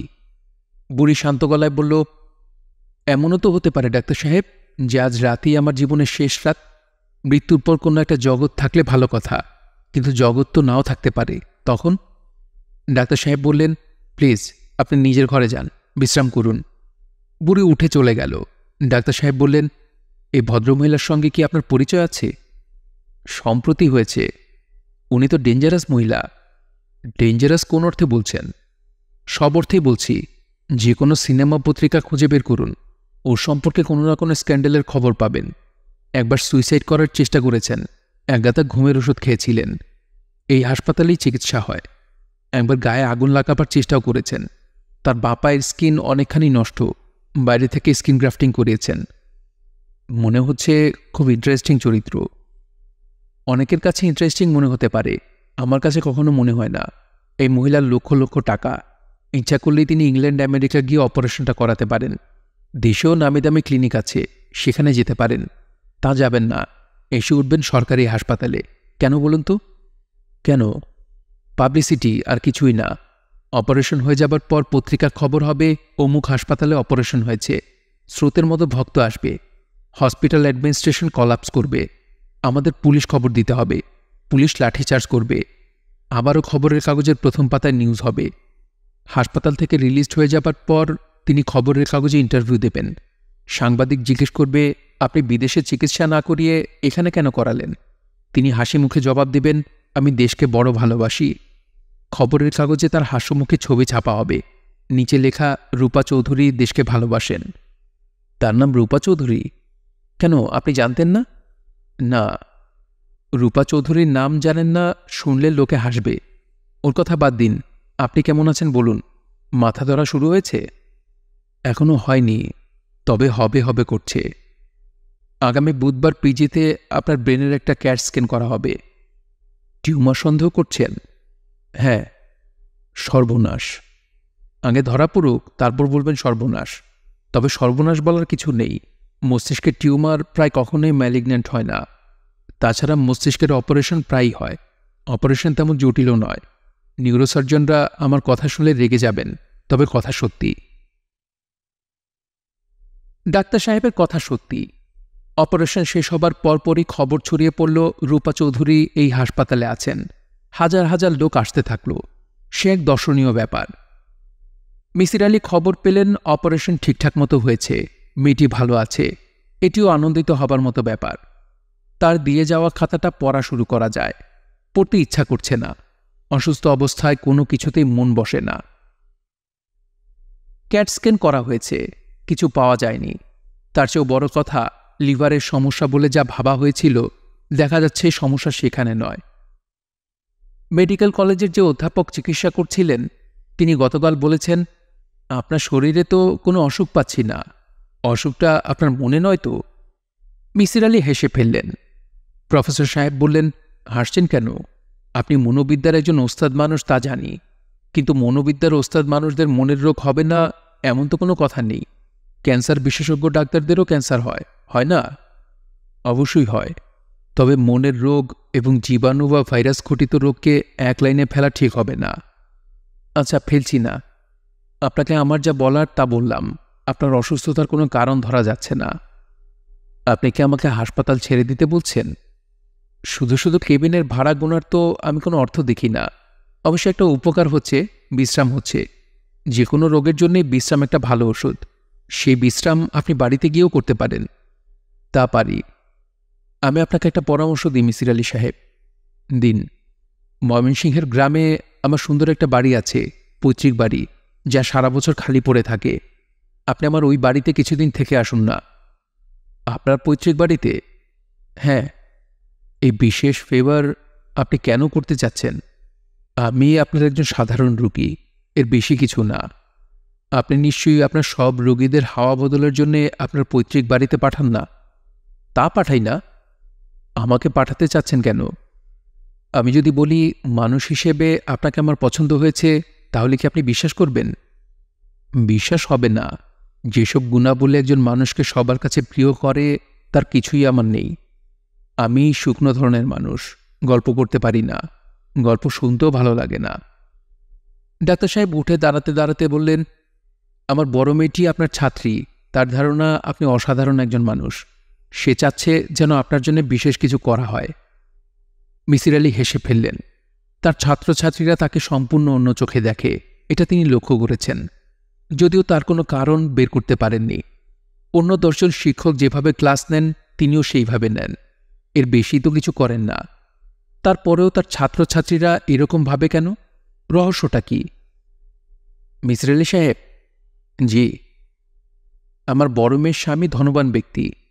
আমার বড় মেয়ে চাচ্ছে তার খরচে আপনাকে বাইরে পাঠাতে, যাতে সর্বাধুনিক চিকিৎসার সুযোগ গ্রহণ করতে পারেন।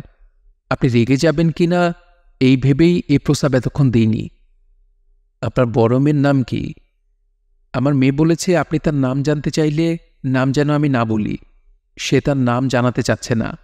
আপনি কি আমার মেয়ের প্রস্তাবটি গ্রহণ করবেন? না, তবে আপনার প্রস্তাব গ্রহণ করব। আপনার পৈতৃক বাড়িতে কিছুদিন থাকব। বাড়ি নিশ্চয় খুব সুন্দর। হ্যাঁ, খুবই সুন্দর। সামনে নদী। আপনার জন্যে নৌকার ব্যবস্থা থাকবে। ইচ্ছা করলে নৌকায় রাত্রি যাপন করতে পারেন। পাকা বাড়ি, দোতলার বারান্দা বেশ বড়। বারান্দায় এসে দাঁড়ালে ঘরে যেতে ইচ্ছা করে না এমন। মিসির আলি ক্লান্ত গলায় বললেন, প্রাকৃতিক দৃশ্য আমাকে তেমন আকর্ষণ করে না। গিয়ে দেখুন, এখন হয়তো করবে। অসুস্থ মানুষকে প্রকৃতি খুব প্রভাবিত করে। পরিবেশেরও রোগ নিরাময়ের ক্ষমতা আছে। আমি কি ব্যবস্থা করব? করুন।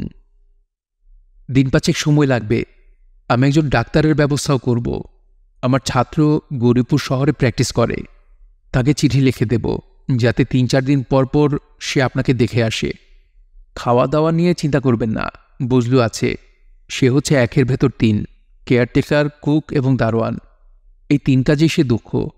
বিশেষ করে রান্না সে খুব ভালো করে। মাঝে মাঝে তার রান্নার প্রশংসা করবেন, দেখবেন সে কত খুশি হয়। ডাক্তার সাহেবের পৈতৃক বাড়ি বারকাদায়।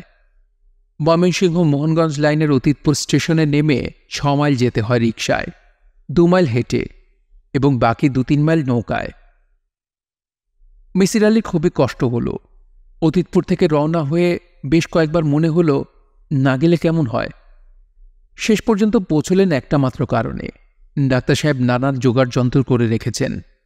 লোকজনকে খবর দেওয়া হয়েছে, এরপরে না যাওয়াটা অন্যায়। ডাক্তার সাহেবের পৈতৃক বাড়ি খুবই সুন্দর। সম্প্রতি চুনকাম করা হয়েছে বলেই বোধহয় সবুজের ভেতর ধপধপে সাদা বাড়ি ঝকঝক করছে। বাড়ি দেখে খুশি হবার বদলে মিসির আলির মন খারাপ হয়ে গেল। এত বড় বাড়ি খালি পড়ে আছে, খাঁ খাঁ করছে। কোনো মানে হয়? বাড়ির জন্যে তো মানুষ নয়, মানুষের জন্যেই বাড়ি। বাড়ির সামনে নদী না, খালের মতো আছে, অল্প পানি। সেই পানিতেই পানসি জাতীয় বিরাট এক নৌকা। বজলু হাসি মুখে বলল, স্যার, নৌকা আপনার জন্যে। বড় আপা চিঠি দিয়েছেন যেন প্রত্যেক বিকালে নৌকার মধ্যে আপনার চা দিই। ঠিক আছে, নৌকাতে চা দিও। আগামীকাল কি খাবেন স্যার যদি বলেন? মফস্বল জায়গা, আগে আগে না বললে জোগাড় যন্ত্র করা যায় না। রাতের ব্যবস্থা আছে, কই মাছ, শিং মাছ। মাংসের মধ্যে আছে কবুতরের মাংস। মাছের মাথা দিয়া মাসকলায় ডাল রান্না করছি। যথেষ্ট হয়েছে। দেখো বুঝলু, খাওয়া দাওয়া নিয়ে তুমি বেশি ব্যস্ত হয়েও না। খাওয়া দাওয়ার ব্যাপারে আমার আগ্রহ খুব কম। ২ পদের বেশি কখনো রান্না করবে না। বজলু সবকটা দাঁত বের করে হেসে ফেলল। আপনি বললে তো স্যার হবে না। বড় আপা চিঠি দিয়ে দিয়েছেন, লিখেছেন স্যারের যত্নের যেন কোনো ত্রুটি না হয়। সব সময় খুব কম করে হলো যেন প্রতিবেলা ৫ পদের আয়োজন হয়। আমি স্যার অনেক কষ্টে ৫ পদের ব্যবস্থা করেছি। কই মাছের ভাজি, শিং মাছের ঝোল, কবুতরের মাংস, বেগুন ভর্তা আর ডাল। আগামীকাল কি করি এই চিন্তায় আমি অস্থির। অস্থির হবার কোনো প্রয়োজন নেই বুঝলু, আপাতত চা খাওয়াও। তাহলে স্যার নৌকা গিয়া বসেন, বিছানা পাতা আছে। আপা বলে দিয়েছেন নৌকায় চা দেওয়ার জন্যে। মিসির আলি সাহেব নৌকাতেই বসলেন। তার মন বলছে বজলু তাকে বিরক্ত করে মারবে। ভালোবাসার অত্যাচার কঠিন অত্যাচার, একে গ্রহণও করা যায় না, বর্জনও করা যায় না। নৌকায় বসে মিসির আলি একটা মজার জিনিস লক্ষ্য করলেন। খাল বরাবর আম গাছগুলি টিয়া পাখিতে ভর্তি। ১০-১৫টি নয়, শত শত। এরা যখন ওড়ে তখন আর এদের সবুজ দেখায় না, কালো দেখায়। এর মানে কি? টিয়া কালো দেখাবে কেন? চলমান সবুজ রং যদি কালো দেখায়, তাহলে তো চলন্ত ট্রেনের সবুজ কামরাগুলি কালো দেখানোর কথা। তা কি দেখায়? মিসির আলি মনে করতে পারলেন না। বজলুকে একবার পাঠাতে হবে চলন্ত ট্রেন দেখে আসার জন্যে। সে দেখে এসে বলুক। প্রথম রাতে মিসির আলির ভালো ঘুম হল না। প্রকাণ্ড বড় খাট। তার মনে হতে লাগল তিনি মাঠের মাঝখানে শুয়ে আছেন। বাতাসও খুব সমস্যা করতে লাগল। জানলা দিয়ে এক একবার দমকা হাওয়া আসে, আর তার মনে হয় তাকে উড়িয়ে নিয়ে যাবে। মাঝরাতে দরজা জানলা বন্ধ করে তিনি বুড়ির খাতা নিয়ে বসলেন। আমার বাবা মারা যান যখন আমার বয়স 15 মাস। বাবার অভাব আমি বোধ করিনি, কারণ বাবা সম্পর্কে আমার কোনো স্মৃতি নেই। স্মৃতি থাকলেই অভাববোধের ব্যাপারটা চলে আসত। আমাকে মানুষ করেছেন আমার মা। তিনি অত্যন্ত সাবধানী মহিলা। বাবার অভাব যাতে আমি কোনোদিন বুঝতে না পারি, তার সব রকম চেষ্টা তিনি বাবার মৃত্যুর পর থেকেই করে আসছেন। তিনি যা যা করেছেন তার কোনোটাই কোনো সুস্থ মহিলা কখনো করবেন না। মা হচ্ছেন একজন অসুস্থ, অস্বাভাবিক মহিলা। যেহেতু জন্ম থেকেই আমি তাকে দেখে আসছি, তার অস্বাভাবিকতা আমার চোখে ধরা পড়তে অনেক সময় লেগেছে। বাবার মৃত্যুর পর ঘর থেকে তার সমস্ত ছবি, ব্যবহারী জিনিস সরিয়ে ফেলা হয়, কিছু নষ্ট করে দেওয়া হয়, কিছু পাঠিয়ে দেওয়া হয় আমার দাদার বাড়িতে। মার যুক্তি ছিল, বাবার স্মৃতিজড়িত কিছু তার চারপাশে রাখবেন না। স্মৃতির কষ্ট সহ্য করার ক্ষমতা তার নেই। বাবা কেমন ছিলেন, তিনি কি করতেন, কি গল্প করতেন, এসব নিয়েও মা কখনো আমার সঙ্গে কিছু বলেননি। বাবার সম্পর্কে কিছু বলতে গেলেই তার নাকি অসম্ভব কষ্ট হয়। মা এই কষ্ট থেকে মুক্তি পাওয়ার জন্যে বাবার সঙ্গে সম্পর্কযুক্ত সব কিছু থেকে নিজেকে সরিয়ে নিলেন। বাবার আত্মীয় স্বজন, বন্ধুবান্ধব সবার সঙ্গে সম্পর্ক ছিন্ন করলেন। আমার নাম তিতলি, যা বাবা আগ্রহ করে রেখেছিলেন, তাও বদলানো হলো। আমার নতুন নাম হলো রূপা। তিতলি নাম মা বদলালেন, কারণ এই নাম তাকে বাবার কথা মনে করিয়ে দিত। মা অসম্ভব রূপবতী। আরেকটি বিয়ে করাই মার জন্য স্বাভাবিক ছিল। পাত্রের অভাব ছিল না। রূপবতীদের পাত্রের অভাব কখনো হয় না। মা বিয়ে করতে রাজি হলেন না। বিয়ের বিপক্ষে একটি যুক্তি দিলেন, যে ছেলেটিকে বিয়ে করব তার স্বভাব চরিত্র যদি রূপার বাবার চেয়ে খারাপ হয়, তাহলে কখনো তাকে ভালোবাসতে পারব না। দিনরাত রূপার বাবার সঙ্গে তার তুলনা করে নিজে কষ্ট পাব, তাকেও কষ্ট দেব। সেটা ঠিক হবে না। আর যদি ছেলেটি রূপার বাবার চেয়ে ভালো হয়, তাহলে রূপার বাবাকে আমি ক্রমে ক্রমে ভুলে যাব, তাও ঠিক হবে না। এই মানুষটিকে আমি ভুলতে চাই না। আমার মামারা ছাপোষা ধরনের মানুষ। মাকে নিয়ে তারা দুশ্চিন্তায় পড়ে গেলেন। কন্যাসহ বোনের বোঝা মাথায় নেবার মতো সামর্থ্য বা ইচ্ছা কোনোটাই তাদের ছিল না। তবু মা তাদের ঘাড়ে সিন্দাবাদের ভূতের মতো চেপে রইলেন। কিছুদিন তিনি এক ভাইয়ের বাড়িতে থাকেন, তারপর যান অন্য ভাইয়ের বাসায়। মামারা ধরেই নিলেন মা তার জীবনটা এইভাবেই পার করবেন। তারা মার সঙ্গে কুৎসিত গলায় ঝগড়া করেন, গালাগালি করেন। মা নির্বিকার। আমার বয়স যখন 5 হলো, তখন আমাকে বললেন, রূপা, তোকে তো এখন একটা স্কুলে দিতে হয়। ঘুরে ঘুরে জীবন পার করলে হবে না, আমাকে থিত হতে হবে। আমি এখন একটা বাসা ভাড়া নেব, সম্ভব হলে একটা বাড়ি কিনে নেব। আমি বললাম, টাকা পাবে কোথায়? মা বললেন, টাকা আছে, তোর বাবার একটা পয়সাও খরচ করিনি, জমা করে রেখেছি। বাবা বিদেশি এক দূতাবাসে চাকরি করতেন। চাকরিকালীন সময়ের রোড অ্যাক্সিডেন্টে মারা যান বলে ইন্স্যুরেন্স থেকে এবং দূতাবাস থেকে বেশ ভালো টাকাই পেয়েছিলেন। মা সেই টাকার অনেকখানি খরচ করে নয়াটোলায় দোতলা একটা বাড়ি কিনে ফেললেন। বেশ বড় বাড়ি, প্রায় 1 বিঘা জমি নিয়ে বাড়ি। একতলা দোতলা মিলে অনেকগুলি ঘর। ভেতরের দিকে 2টো আম গাছ, একটা সজনে গাছ, একটা কাঁঠাল গাছ। বাড়ি পুরনো হলেও সব মিলিয়ে খুব সুন্দর। একতলাটা 5,000 টাকায় ভাড়া হলো। আমরা থাকি দোতলায়। পাঁচিল দিয়ে ঘেরা বাড়ি। মা সেই পাঁচিল আরও উঁচু করলেন, ভারী গেট করলেন, একজন দারোয়ান রাখলেন। আমাদের নতুন জীবন শুরু হলো। নতুন জীবন অনেক আনন্দময় হওয়া উচিত ছিল। মামাদের ঝগড়া গালাগালি নেই, অভাব অনটন নেই। এত বড় দোতলায় আমরা 2জন মাত্র মানুষ। বাড়িটাও সুন্দর। দোতলার রেলিং দেওয়ার টানা বারান্দাও আছে। আমার খেলার সঙ্গী সাথীও আছে। একতলার ভাড়াটের আমার বয়সী 2টো জমজ মেয়ে আছে। মজার ব্যাপার হচ্ছে, আমাদের নিজস্ব বাড়িতে আমার ভয়াবহ জীবন শুরু হলো। মা সারাক্ষণ আমাকে আগলে রাখেন, নিজে স্কুলে নিয়ে যান। যে 4 ঘন্টা স্কুল চলে, মা মাঠে বসে থাকেন। ছুটি হলে আমাকে নিয়ে বাসায় ফেরেন।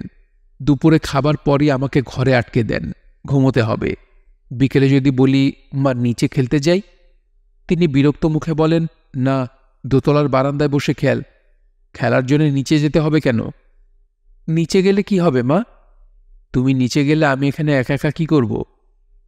আসল কথা হচ্ছে মার নিঃসঙ্গতা। আমি তার একমাত্র সঙ্গী। সেই সঙ্গী তিনি এক মুহূর্তের জন্য চোখের আড়াল করবেন না। দিনের পর দিন রাগারাগি করেছি, কান্নাকাটি করেছি, কোনো লাভ হয়নি। কতবার বলেছি, মা সবাই কত জায়গায় বেড়াতে যায়, চলো আমরাও যাই, বেরিয়ে আসি। কোথায় যাবে? চলো কক্সবাজার যাই। না। তাহলে চলো অন্য কোথাও যাই। ঢাকার বাইরে যেতে আমার ইচ্ছা করে না। ঢাকার ভেতরেই কোথাও যাই চলো। কোথায় যেতে যাস? মামাদের বাড়ি। না। বাবার দেশের বাড়িতে যাবে মা? বড় চাচা তো লিখেছেন যেতে। সেই চিঠি তুমি পড়েছ? হ্যাঁ। কেন পড়লে? আমি বলিনি আমার কাছে লেখা কোনো চিঠি তুমি পড়বে না? বলেছি না বলিনি? বলেছ। তাহলে কেন পড়েছ? আর পড়ব না মা। এইভাবে বললে হবে না। চেয়ারের উপর উঠে দাঁড়াও, কানে ধরো, কানে ধরে বলো আর পড়ব না। মার চরিত্রের অস্বাভাবিকতার বীজ আগে থেকেই ছিল। যত দিন যেতে লাগলো তত তা বাড়তে লাগলো। মানুষের মানিয়ে চলার ক্ষমতা অসাধারণ। আমি মার সঙ্গে মানিয়ে চলার চেষ্টা করতে লাগলাম এবং চলতেও লাগলাম। নিজের মনে থাকি, প্রচুর গল্পের বই পড়ি, মাঝে মাঝে অসহ্য রাগ লাগে। সেই রাগ নিজের মধ্যে রাখি, মাকে জানতে দিই না। আমার বয়স অল্প হলেও আমি ততদিনে বুঝে গিয়েছি আমি মার একমাত্র অবলম্বন। তার সমস্ত জগৎ, সমস্ত পৃথিবী আমাকে নিয়েই। মাঝে মাঝে মা এমন সব অন্যায় করেন যা ক্ষমার অযোগ্য। আমি সেই অপরাধও ক্ষমা করে দিই। একটা উদাহরণ দেই। আমি সেবার ক্লাস 9-এ উঠেছি। যারা এসএসসি পরীক্ষা দেবে তাদের ফেয়ারওয়েল হচ্ছে। ফেয়ারওয়েলে নাটক করা হবে। আমাকে নাটকে একটা পার্ট দেওয়া হলো। আমার উৎসাহের সীমা রইল না। মাকে কিছুই জানালাম না। জানালে মা নাটক করতে দেবেন না। মা জেনে গেলেন, গম্ভীর হয়ে রইলেন, কিছু বললেন না। আমি মাকে সহজ করার অনেক চেষ্টা করলাম, মা সহজ হলেন না। যেদিন নাটক হবে তার আগের রাতের খাবার টেবিলে মা প্রথমবারের মতো বললেন, তোমাদের নাটকের নাম কি? আমি উৎসাহের সঙ্গে বললাম, হাসির নাটক মা, নাম হচ্ছে 2 দুগুণে 15, দম ফাটানো হাসির নাটক। তোমার চরিত্রটা কি? আমি হচ্ছে বড় বোন, পাগলাটে ধরনের মেয়ে। তাকে যে কাজটি করতে বলা হয় সে সবসময় তার উল্টো কাজটি করে। তারপর খুব অবাক হয়ে বলে, ও মাই গড, এটা কি করলাম? আমার অভিনয় খুব ভালো হচ্ছে মা। আমাদের বড় আপা গতকালই আমাকে ডেকে নিয়ে বলেছেন আমার ভেতর অভিনয়ের জন্মগত প্রতিভা আছে, চর্চা করলে আমি খুব নাম করব। মা, তুমি কি নাটকটা দেখবে? না। দেখতে চাইলে দেখতে পারবে। এই অনুষ্ঠানে গার্জিয়ানরা আসতে পারবেন না। তবে বড় আপা বলেছেন যারা অভিনয় করছে তাদের মারা ইচ্ছা করলে আসতে পারবেন। তুমি যাবে মা? চলো না প্লিজ। মা শুকনো গলায় বলল, দেখি। তুমি গেলে আমি অসম্ভব খুশি হব মা। অসম্ভব অসম্ভব অসম্ভব খুশি হব। এত খুশি হব যে চিৎকার করে কাঁদব। মা কিছু বললেন না। আমার মনে ক্ষীণ আশা হলো মা হয়তো যাবেন। আনন্দে সারা রাত আমি ঘুমোতে পারলাম না। তন্দ্রা মতো আসে, আবার তন্দ্রা ভেঙে যায়। কি যে আনন্দ! ভোরবেলা দরজা খুলে বেরোতে গিয়ে দেখি দরজা বাইরে থেকে তালা বন্ধ। আমি চেঁচিয়ে ডাকলাম, মা, মা, মা। মা এলেন। আমি চেঁচিয়ে বললাম, তালা বন্ধ করে রেখেছ কেন মা? মা শীতল গলায় বললেন, আমি অনেক চিন্তা করে দেখলাম তোমার অভিনয় করা ঠিক হবে না। কি বলছো তুমি মা? যা সত্যি তাই বলছি। স্কুলে আপারা কি মনে করবে মা? আমি না গেলে নাটক হবে না। না হলে না হবে। নাটক এমন কিছু বড় জিনিস না। পরে যখন স্কুলে যাব ওদের আমি কি বলবো? বলবি অসুখ হয়েছিল। মানুষের অসুখ হয় না। আমি কাঁদতে কাঁদতে বললাম, ঠিক আছে মা, আমি স্কুলে যাব না। তুমি তালা খুলে দাও। তালা সন্ধ্যার সময় খুলব। আমি যাচ্ছি না দেখে স্কুলের এক আপা আমাকে নিতে এলেন। মা তাকে বললেন, মেয়েটা অসুস্থ, খুবই অসুস্থ, সে মামার বাড়িতে আছে। একবার ভাবলাম চিৎকার করে বলি, আপা আমি বাড়িতেই আছি, মা আমাকে তালা বন্ধ করে রেখেছে। পর মুহূর্তে মনে হলো থাক।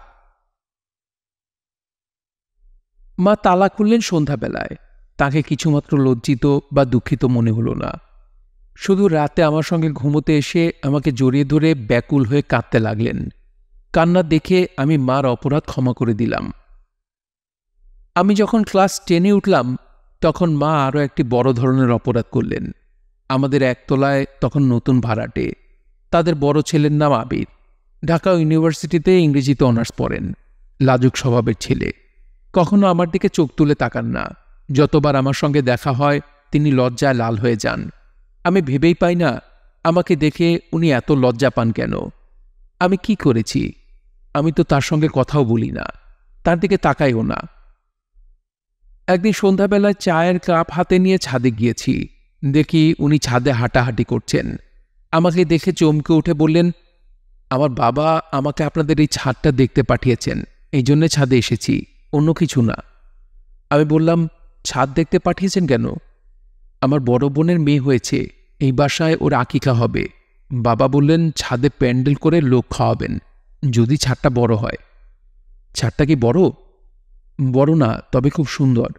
আমি যদি কিছুক্ষণ ছাদে থাকি আপনার মা কি রাগ করবেন? না, রাগ করবেন কেন? ওকে দেখলেই মনে হয় আমার উপর উনি খুব রাগ করে আছেন। আমার কেন জানি মনে হয় উনি আমাকে সহ্য করতে পারেন না। আমি হাসতে হাসতে বললাম, আপনি শুধু শুধু ভয় পাচ্ছেন। মা শুধু আমার উপর রাগ করেন, আর কারো উপর রাগ করেন না।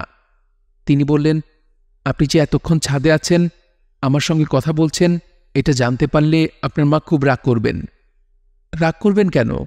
আর আপনি আমাকে আপনি আপনি করছেন কেন? শুনতে বিশ্রী লাগছে। আমি আপনার ছোট বোন মীরার চেয়েও বয়সে ছোট, আমাকে তুমি করে বলবেন। মনে হলো আমার কথা শুনে তিনি ঘাবড়ে গেলেন। আমার দারুণ মজা লাগলো। উনি অনেকক্ষণ চুপচাপ থেকে বললেন, আপনি কি মানে তুমি কি রোজ ছাদে এসে চা খাও? হ্যাঁ, হেঁটে হেঁটে চা খেতে আমার খুব ভালো লাগে। হেঁটে হেঁটে চা খাই আর নিজের সঙ্গে গল্প করি। নিজের সঙ্গে গল্প করো মানে? আমার তো গল্প করার কেউ নেই, এই জন্যে নিজের সঙ্গে গল্প করি। আমি একটা প্রশ্ন করি, আবার আমি উত্তর দিই। আচ্ছা, আপনি চা খাবেন? আপনার জন্য চা নিয়ে আসবো? না না না। এরকম চমকে উঠে না না করছেন কেন? আপনার জন্য আলাদা চা বানাতে হবে না। আমার মা বড় টিপটে চা বানিয়ে রেখে দেন, একটু পরপর চা খান। আমি সেখান থেকে ঢেলে 1 কাপ চা নিয়ে আসব। আপনি আমার মতো হাঁটতে হাঁটতে চা খেয়ে দেখুন, আপনার ভালো লাগবে। তাহলে 2 কাপ চা আনো, দুজনে মিলেই খাই। তোমার মা জানতে পারলে আবার রাগ করবেন না তো? না, রাগ করবেন কেন? আমি ট্রেতে করে 2 কাপ চা নিয়ে ছাদের সিঁড়ির দিকে যাচ্ছি। মা ডাকলেন, বুড়ি এদিকে আয়। কি ব্যাপার? চা কার জন্য নিয়ে যাচ্ছিস? আমি মার কথা বলার ভঙ্গিতে ভয়ানক চমকে উঠলাম। কি ভয়ঙ্কর লাগছে মাকে! হিংস্র কোনো পশুর মতো দেখাচ্ছে। তার মুখে ফেনা জমে গেছে, চোখ টকটকে লাল। তুই কি আবির ছেলেটির জন্য চা নিয়ে যাচ্ছিস? হ্যাঁ। এতক্ষণ কি ছাদে তার সঙ্গে কথা বলছিলি? হুম। ও কি তোর হাত ধরেছে? আমি হতভম্ব হয়ে বললাম, এসব কি বলছো মা? হ্যাঁ কি না? মা, আমি শুধু 2-1টা কথা। শোন বুড়ি, তুই এখন আমার সঙ্গে নিচে যাবি। ওই বদ ছেলের মাকে তুই বলবি আপনার ছেলে আমার গায়ে হাত দিয়েছে। আমি ওই বদ ছেলেকে শিক্ষা দেব, তারপর বাড়ি থেকে তাড়াবো। কাল দিনের মধ্যেই বদ পরিবারটাকে বাড়ির বাইরে বের করে দিতে হবে। আমি কাঁদতে কাঁদতে বললাম, এসব তুমি কি বলছো মা? মা হিস করে বললেন, আমি যা বললাম তা যদি না করিস আমি তোকে খুন করব। আল্লাহর কসম, আমি তোকে খুন করব। আয় আমার সঙ্গে, আয় বললাম, আয়। আমি কাঁদতে কাঁদতে মার সঙ্গে নিচে গেলাম। মা আবিরের মাকে কঠিন গলায় বললেন, আপনার ছেলে আমার মেয়ের গায়ে হাত দিয়েছে, আপনার ছেলেকে ডেকে আনুন, এর বিচার করুন। ছেলের মা হতভম্ব হয়ে বললেন, আপা, আপনি এসব কি বলছেন? আমার ছেলে এরকম নয়, আপনি ভুল সন্দেহ করছেন। আবির এমন নোংরা কাজ কখনো করবে না। আপনি আপনার ছেলেকে ডেকে আনুন, আমি তার সামনেই কথা বলবো। উনি এসে দাঁড়ালেন। লজ্জায় ভয়ে বেচারা এতটুকু হয়ে গেছে। অবাক হয়ে তাকিয়ে আছে আমার দিকে। মা আমাকে বললেন, বুড়ি, বল বল, তুই এই বদ ছেলে কি তোর গায়ে হাত দিয়েছে? সত্য কথা বল। সত্য কথা না বললে তোকে খুন করে ফেলব। বল, এই ছেলে কি তোর গায়ে হাত দিয়েছে? আমি কাঁদতে কাঁদতে বললাম, হ্যাঁ দিয়েছে। বুকে হাত দিয়েছে কিনা বল। দিয়েছে বুকে হাত? হ্যাঁ। মা কঠিন গলায় বললেন, আপনি নিজের কানে শুনলেন আমার মেয়ে কি বলল। এখন ছেলেকে শাস্তি দেবেন বা দেবেন না সেটা আপনাদের ব্যাপার। আমার কথা হলো আগামীকাল দুপুরের মধ্যে আপনারা এই বাড়ি ছেড়ে চলে যাবেন। আমি এক পলকের জন্য তাকালাম আবির ভাইয়ের দিকে। তিনি পলকহীন চোখে আমার দিকেই তাকিয়ে আছেন। সেই চোখে রাগ, ঘৃণা বা দুঃখ নেই, শুধুই বিস্ময়। তারা পরদিন দুপুরে সত্যি সত্যি বাড়ি ছেড়ে চলে গেলেন। রাতে মা আমার সঙ্গে ঘুমোতে এসে আমাকে জড়িয়ে ধরে খুব কাঁদতে লাগলেন। আমি মনে মনে বললাম, মা, তোমাকে আমি ক্ষমা করতে চেষ্টা করছি, পারছি না। তুমি এমন করে কেঁদো না মা, আমার কষ্ট হচ্ছে। এমনিতে অনেক কষ্ট পেয়েছি, আর কষ্ট দিও না। প্রথম পর্যায়ের লেখা এই পর্যন্তই। তারিখ দেওয়া আছে, সময় লেখা রাত 2:15। সময়ের নিচে লেখা একটানা অনেকক্ষণ লিখলাম, ঘুম পাচ্ছে, এখন ঘুমোতে যাব। মা আমার বিছানায় এসে শুয়েছেন। আজ সারাদিন হাঁপানিতে কষ্ট পেয়েছেন, এখন সম্ভবত হাঁপানিটা কমেছে, আরাম করে ঘুমোচ্ছেন। আজ সারাদিন মার নামাজ কাজা হয়েছে, ঘুম ভাঙলে কাজা নামাজ শুরু করবেন, রাত পার করে দেবেন নামাজে। কাজেই মার ঘুম না ভাঙিয়ে খুব সাবধানে বিছানায় যেতে হবে। মিসির আলি তার নোট বই বের করে পয়েন্ট নোট করতে বসলেন। পয়েন্ট একটি, মেয়ের মার চরিত্রে যে অস্বাভাবিকতা আছে তা মেয়ের মধ্যেও চলে এসেছে। মেয়ে নিজে তা জানে না। সে নিজেকে যতটা স্বাভাবিক ভাবছে তত স্বাভাবিক সে নয়। একটি স্বাভাবিক মেয়ে তার মৃত বাবার জন্য অনেক বেশি ব্যস্ততা দেখাতো। এত বড় একটি লেখার কোথাও সে বাবার নাম উল্লেখ করেনি। এমন না যে বাবার নাম তার অজানা। মা সম্পর্কে রূপবতী শব্দটি সে ব্যবহার করেছে, বাবা সম্পর্কে কিছুই বলেনি। তার মা এত বড় একটা কাণ্ড করার পরেও মার কষ্টটাই তার কাছে প্রধান হয়ে দাঁড়িয়েছে। নিজেকে সে মার কাছ থেকে আলাদা করতে পারছে না। এর ফলাফল সাধারণত শুভ হয় না। এত বড় ঘটনার পরেও যে মার কাছ থেকে নিজেকে আলাদা করতে পারছে না, সে আর কোনোদিনও পারবে না। মিসির আলি রূপার খাতার পাতা উল্টালেন। এসএসসিতে আমার এত ভালো রেজাল্ট হবে আমি কল্পনাও করিনি। আমাদের ক্লাসের অন্য সব মেয়েদের প্রাইভেট টিউটর ছিল, আমার ছিল না। মার পছন্দ নয়। মার ধারণা অল্পবয়স্ক প্রাইভেট মাস্টাররা ছাত্রীর সাথে প্রেম করার চেষ্টা করে।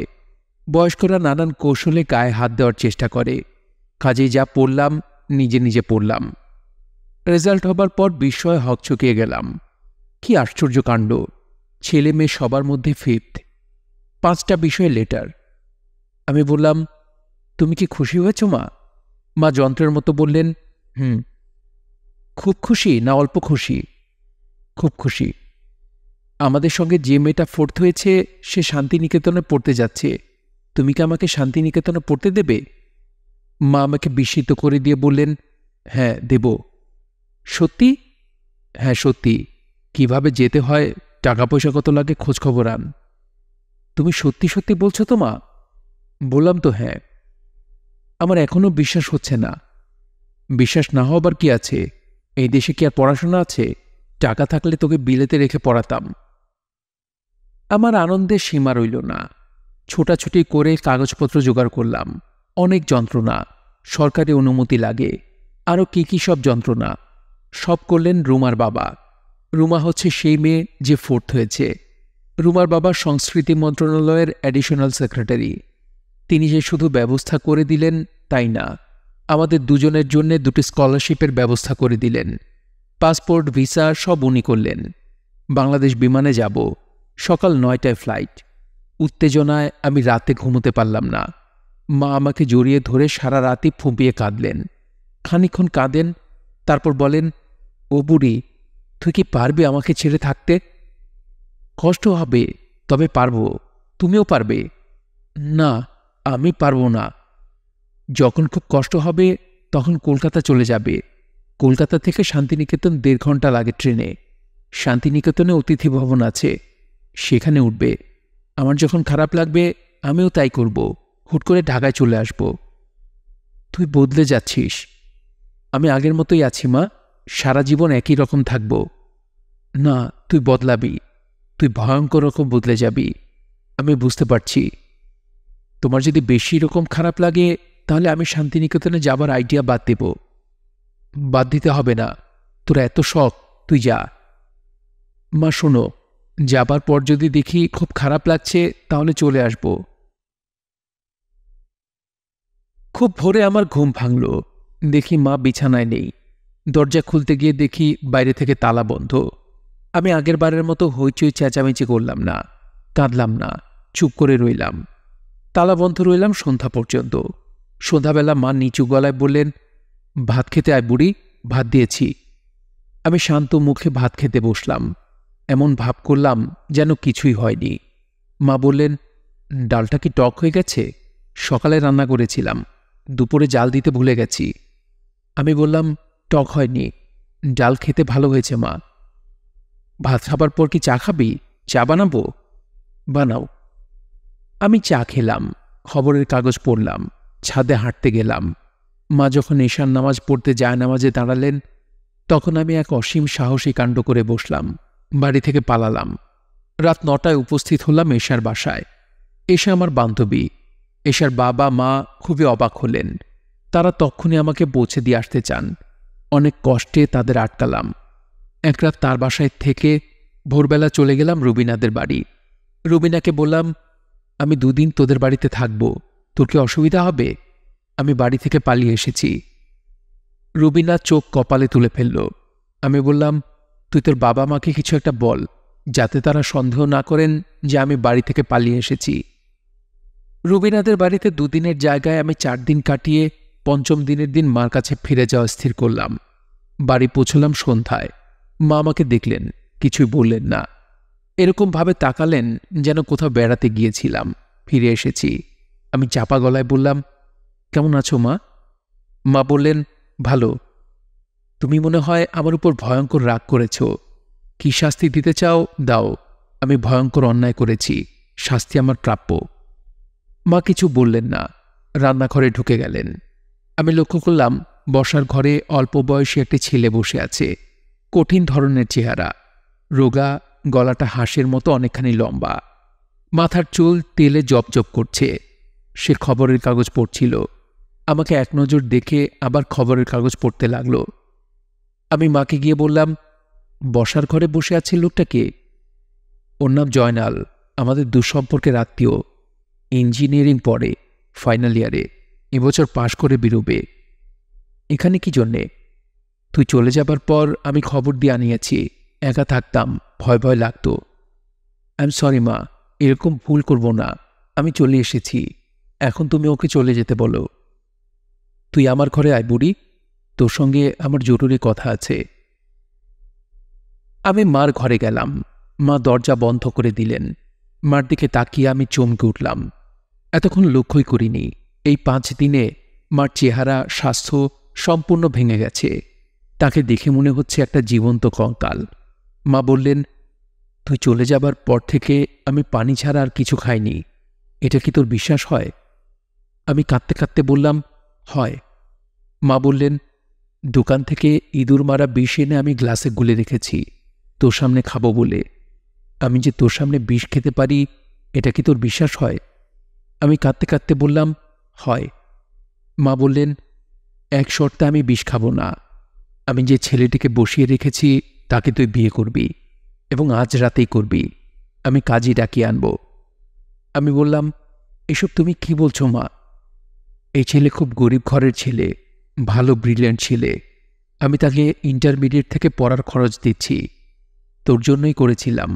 এই ছেলে বিয়ের পর এ বাড়িতে থাকবে, আমাদের দুজনকে দেখাশোনা করবে। আমার মুখে কথা আটকে গেল, মাথা ঘুরছে, কি বলবো কিছুই বুঝতে পারছি না। মা বললেন, টেবিলের দিকে তাকিয়ে দেখ, গ্লাসে বিষ গোলা আছে, এখন মন ঠিক কর। তারপর সেই রাতেই আমার বিয়ে হলো। নয়াটোলার কাজী সাহেব বিয়ে পড়িয়ে দিয়ে গেলেন। দেনমোহর 1 লক্ষ টাকা। বিয়ে উপলক্ষে দামে একটা বেনারসি পরলাম, মা আগেই কিনে রেখেছিলেন। বাসর হলো মা শোবার ঘরে। আমার স্বামী বাসর রাতে প্রথম যে কথাটি আমাকে বললেন তা হচ্ছে, গত 5 দিন তুমি কার কার বাড়িতে ছিলে আমাকে বলো, আমি খোঁজ নেব।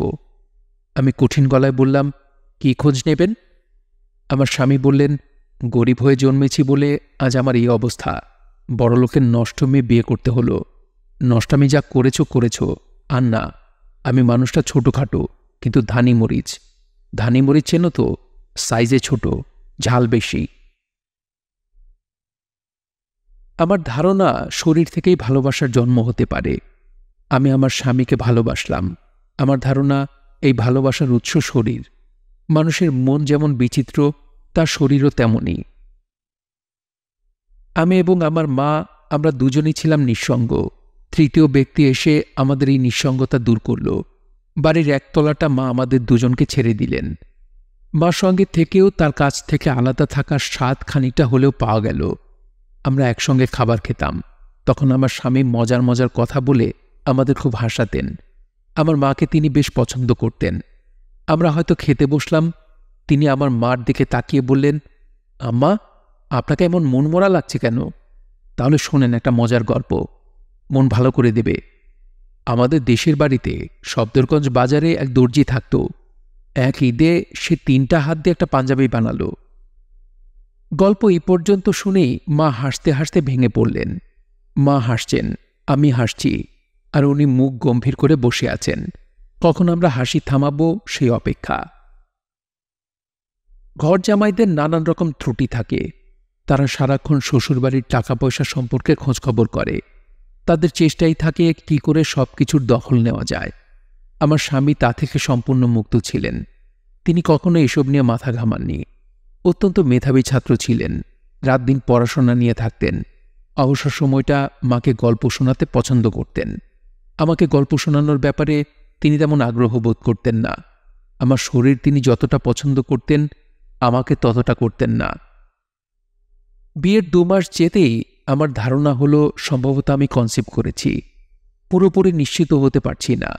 একই সঙ্গে ভয় এবং আনন্দে আমি অভিভূত। এক রাতে স্বামীকে বললাম।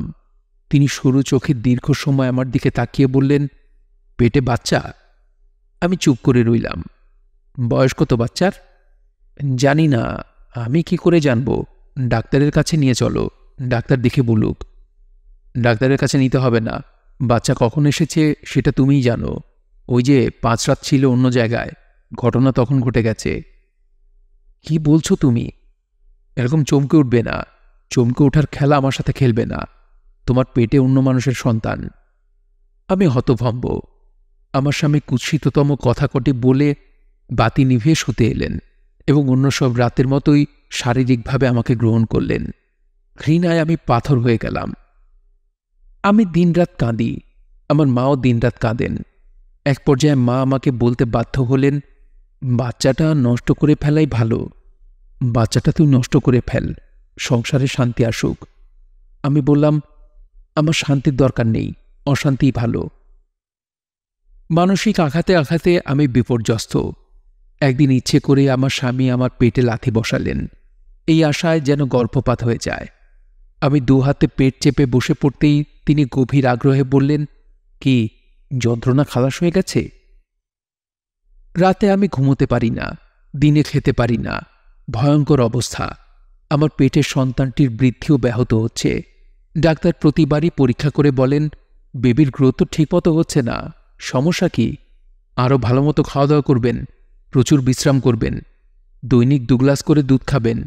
আন্ডারওয়েট বেবি হলে খুব সমস্যা। এই দেশে বেশিরভাগ শিশুমৃত্যু হয় আন্ডারওয়েটের জন্যে। আমার সন্তানের যখন 6 মাস, তখন ভয়াবহ বিপর্যয় ঘটল। আমার স্বামী এক সকালে চায়ের টেবিলে শান্তমুখে ঘোষণা করলেন, আমি আজ এই বাড়ি ছেড়ে চলে যাচ্ছি। আপনারা আমার কথা শোনেননি, সন্তানটাকে নষ্ট করতে রাজি হননি, কাজেই আমি বিদায়। তবে আরেকটা কথা, যদি সন্তানটা মৃত হয়, মৃত হবারই কথা, তাহলে আমি ফিরে আসব। অতীতে যা ঘটেছে তা মনে রাখব না। রূপা মেয়ে খারাপ না, পাকে চক্রে তার পেটে অন্য পুরুষের সন্তান এসে গেছে। আমি সেই অপরাধ ক্ষমা করে দিয়েছি। সন্তান মৃত হলে সব চলবে আগের মতো। আমার মা কঠিন গলায় বললেন, সন্তান মৃত হওয়ার কথা তুমি বললে কেন? এই কথা কেন বললে? বললাম, কারণ আমি জানি সন্তান মৃত হবে। আমি তুমি কি? আমার স্বামী আর কিছু বললেন না। মার অনুরোধ, কান্নাকাটি, আমার কান্না, কিছুতেই কিছু হলো না। তিনি চলে গেলেন। আমি অসুস্থ হয়ে পড়লাম। প্রচণ্ড জ্বর, গায়ে চাকা চাকা কী সব বেরুল, মাথার চুল পড়ে গেল। ভয়ঙ্কর ভয়ঙ্কর স্বপ্ন দেখতে শুরু করলাম। সেই সময়ের সবচেয়ে কমন স্বপ্ন ছিল আমি একটা ঘরে বন্দী হয়ে আছি। ঘরে কোনো আসবাবপত্র নেই, সাদা দেয়াল। হঠাৎ সেই সাদা দেয়াল ফুঁড়ে একটা কালো লম্বা হাত বের হয়ে এলো। হাত না, যেন একটা সাপ। সাপের মাথা যেখানে থাকে সেখানে মাথার বদলে মানুষের আঙুলের মতো আঙুল। হাতটা আমাকে পেঁচিয়ে ধরল। ঠান্ডা কুৎসিত তার স্পর্শ। ঘুম ভেঙে যায়। দেখি সারা শরীর ঘামে চটচট করছে। বাকি রাতটা জেগে থাকার চেষ্টা করি। আবার একসময় তন্দ্রার মতো আসে। সেই একই স্বপ্ন দেখি। চিৎকার করে জেগে উঠি। বাচ্চার ৯ মাসের সময় ডাক্তার খুবই চিন্তিত হয়ে পড়লেন। বললেন, বাচ্চার সাইজ অত্যন্ত ছোট, মুভমেন্ট কম। আপনি হাসপাতালে ভর্তি হয়ে যান। মনে হচ্ছে বাচ্চা যথেষ্ট অক্সিজেন পাচ্ছে না। হাসপাতালে ভর্তি হলাম। দুর্বল, অপুষ্ট একটি শিশুর জন্ম দিলাম। নিজেও খুব অসুস্থ হয়ে পড়লাম। বাচ্চাকে রাখা হলো ইনকিউবেটরে।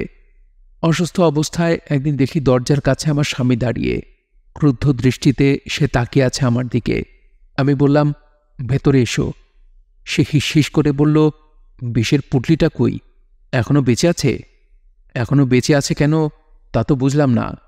তার তো মরে যাওয়াই উচিত ছিল। আমি দরগায় মানত করেছি, এমন দরগা যেখানে মানত মিস হয় না। আমি আঁতকে উঠলাম। সে ঘরে ঢুকল না। খানিকক্ষণ দরজার বাইরে দাঁড়িয়ে থেকে চলে গেল। আমি মাকে বললাম, কিছুতেই আমি হাসপাতালে থাকব না, কিছুতেই না। হাসপাতালে থাকলেই সে এসে কোনো না কোনোভাবে বাচ্চার ক্ষতি করার চেষ্টা করবে। মা বললেন, তোর এই অবস্থায় হাসপাতাল ছাড়া ঠিক হবে না। বাচ্চা খানিকটা সামলে নিয়েছে, কিন্তু তোর অবস্থা খুব খারাপ। বাড়িতে নিয়ে গেলে তুই মরে যাবি। মরে গেলেও আমি বাড়িতেই যাব, এখানে থাকব না। ডাক্তার তোকে ছাড়বে না। ডাক্তারকে তুমি ডেকে আনো মা, আমি তার পা জড়িয়ে ধরব। ডাক্তার আমাকে ছাড়লেন। বাচ্চা নিয়ে আমি বাসায় চলে এলাম। দারোয়ানকে বলে দিলাম দিনরাত যেন গেট বন্ধ থাকে, কাউকেই যেন ঢুকতে দেওয়া না হয়, কাউকেই না। আমার শরীর খুবই খারাপ হলো। এক রাতের কথা, ঘুমোচ্ছি। মা ঘরে ঢুকে বললেন, বাচ্চাটা যেন কেমন করছে। আবার বুক ধড়াস করে উঠল। আমি ক্ষীণস্বরে বললাম, কেমন করছে মানে কি মা? মনে হচ্ছে শ্বাসকষ্ট হচ্ছে। তুমি বসে আছো কেন? তাকে হাসপাতালে নিয়ে যাও। অ্যাম্বুলেন্স খবর দিয়েছি। অ্যাম্বুলেন্স আসতে দেরি করবে, তুমি বেবি ট্যাক্সি করে যাও। এমন সময় বাচ্চার দুর্বল গলায় কেঁদে উঠল। মা ছুটে পাশের ঘরে গেলেন। পরক্ষণে আমার ঘরে ফিরে এলেন। তার মুখ সাদা, হাত পা কাঁপছে।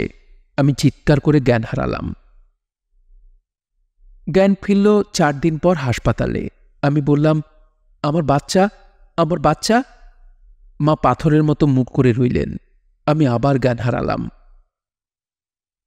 আমার বাচ্চার কবর হলো আমাদের বাড়ির পিছনে, আম গাছের নিচে।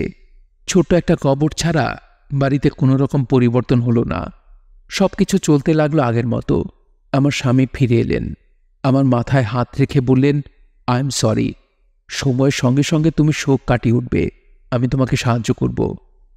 আমি প্রাণপণ চেষ্টা করলাম শোক কাটিয়ে উঠতে। প্রবল শোক একবার আসে না, 2 বার করে আসে, তাই নাকি নিয়ম। অন্যের কথা জানি না, আমার বেলায় নিয়ম বহাল রইল। 4 মাসের মাথায় মা মারা গেলেন।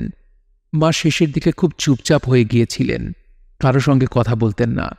নিজের ঘরে দরজা জানলা বন্ধ করে বসে থাকতেন। মৃত্যুর 2 দিন আগে আমাকে কাছে ডেকে নিয়ে বললেন, আমার বিরুদ্ধে তোর কি কোনো অভিযোগ আছে? আমি বললাম, না। আমার গায়ে হাত দিয়ে স্পষ্ট করে বল। আমি মায়ের গায়ে হাত দিয়ে স্পষ্ট করে বললাম, তোমার বিরুদ্ধে আমার কোনো অভিযোগ নেই। সত্যি? হ্যাঁ সত্যি, শুধু খানিকটা অভিমান আছে। অভিমান কেন? তোমার জামাই যেমন মনে করে আমার ছেলের বাবা সে নয়, তুমিও তাই মনে করো। মা চমকে উঠে বললেন, এই কথা কেন বলছিস? আমি দীর্ঘ নিঃশ্বাস ফেলে বললাম, তুমি রাত দিন এত নামাজ পড়ো, রোজা রাখো, কিন্তু কখনো তুমি আমার ছেলের কবরের কাছে দাঁড়িয়ে একটু দোয়া পড়োনি। তার থেকেই এ ধারণা হয়েছে। বিশ্বাস করো মা, আমি ভালো মেয়ে। মা কাঁদতে কাঁদতে বললেন, ওই কবরটা আমি সহ্য করতে পারি না বলে কাছে যাই না, দূর থেকে দোয়া পড়ি মা। দিন রাতে আল্লাহকে ডেকে তোর ছেলের মঙ্গল কামনা করি। মা মারা গেলেন। যতটা কষ্ট পাবো ভেবেছিলাম ততটা পেলাম না, বরং নিজেকে একটু যেন মুক্ত মনে হলো। অতি সূক্ষ্ম হলেও স্বাধীনতার আনন্দ পেলাম। মনের এই বিচিত্র অবস্থার জন্যে লজ্জাও পেলাম। মার মৃত্যুর মাসখানেকের মধ্যে আমার মধ্যে মস্তিষ্ক বিকৃতির লক্ষণ দেখা গেল। বারান্দায় দাঁড়িয়ে আছি, সন্ধ্যা হয় হয় করছে। হঠাৎ শুনলাম আমার বাচ্চাটা কাঁদছে, ওয়া ওয়া করে কান্না। এটা যে আমার বাচ্চার কান্না তাতে কোনো সন্দেহ রইল না। আমার সমস্ত শরীর কাঁপতে লাগল। এরকম ঘটনা প্রায় ঘটতে লাগল। রাতে ঘুমোতে যাচ্ছি, বাতি নিভিয়ে মশারির ভেতর ঢুকছি, অমনি আমার সমস্ত শরীর ঝনঝন করে উঠল। আমি শুনলাম আমার বাচ্চা গলা ফাটিয়ে চিৎকার করে কাঁদছে। আমি ছুটে গেলাম কবরের কাছে। আমার স্বামী এলেন পিছনে পিছনে। তিনি ভীত গলায় বললেন, কি ব্যাপার? আমি বললাম, কিছু না। কিছু না? তাহলে দৌড়ে চিৎকার করে নিচে নেমে এলে কেন? এমনি এসেছি, কোনো কারণ নেই। তোমার মাথাটা আসলে খারাপ হয়ে গেছে রূপা। বোধহয় হয়েছে। ভালো কোনো ডাক্তারকে দিয়ে চিকিৎসা করাও। আচ্ছা, করাবো। এখন তুমি আমার সামনে থেকে যাও। আমি এখানে একা একা খানিক্ষণ বসে থাকব। কেন? আমার ইচ্ছা করছে তাই। এখন বৃষ্টি হচ্ছে, তুমি অকারণে বৃষ্টিতে ভিজবে? হ্যাঁ। একজন ভালো সাইকিয়াট্রিস্টের সঙ্গে তোমার দেখা করা দরকার। দেখা করব, এখন তুমি যাও। সাইকিয়াট্রিস্টের সঙ্গেও দেখা করলাম, কাউকে জানালাম না, একা একা গেলাম। সাইকিয়াট্রিস্ট বেশ বয়স্ক মানুষ, মাথার চুল ধপধপে সাদা, হাসি খুশি মানুষ। তিনি চোখ বন্ধ করে আমার সব কথা শুনলেন। কেউ চোখ বন্ধ করে কথা শুনলে আমার ভালো লাগে না, মনে হয় কথা শুনছেন না। এর বেলা সেরকম হলো না। আমি যা বলার সব বললাম। তিনি চোখ মেলে হাসলেন, সান্ত্বনা দেওয়ার হাসি, যে হাসি বলে দেয় আপনার কিছুই হয়নি, কেন এমন করছেন। সাইকিয়াট্রিস্ট বললেন, কফি খাবেন? আমি বললাম, না। খান, কফি খান। কফি খেতে খেতে আমরা কথা বলি। বেশ, কফি দিতে বলুন। কফি চলে এলো। তিনি বললেন, আপনার ধারণা আপনি আপনার ছেলের কান্না শুনতে পান? ধারণা না, আমি সত্যি সত্যি শুনতে পাই। আপনি কান্না শুনতে পান তার মানে এই না যে আপনার ছেলেরই কান্না। ছোট বাচ্চাদের কান্না একরকম। আমি আমার ছেলের কান্নাই শুনতে পাই। আচ্ছা বেশ, সব সময় শুনতে পান না মাঝে মাঝে পান? মাঝে মাঝে পাই। আগে থেকে কি বুঝতে পারেন যে এখন কান্না শুনবেন? তার মানে কি? গা শিরশির করে কিংবা মাথা ব্যথা ধরে, যার পরপর শোনা যায়? না, তেমন কিছু না।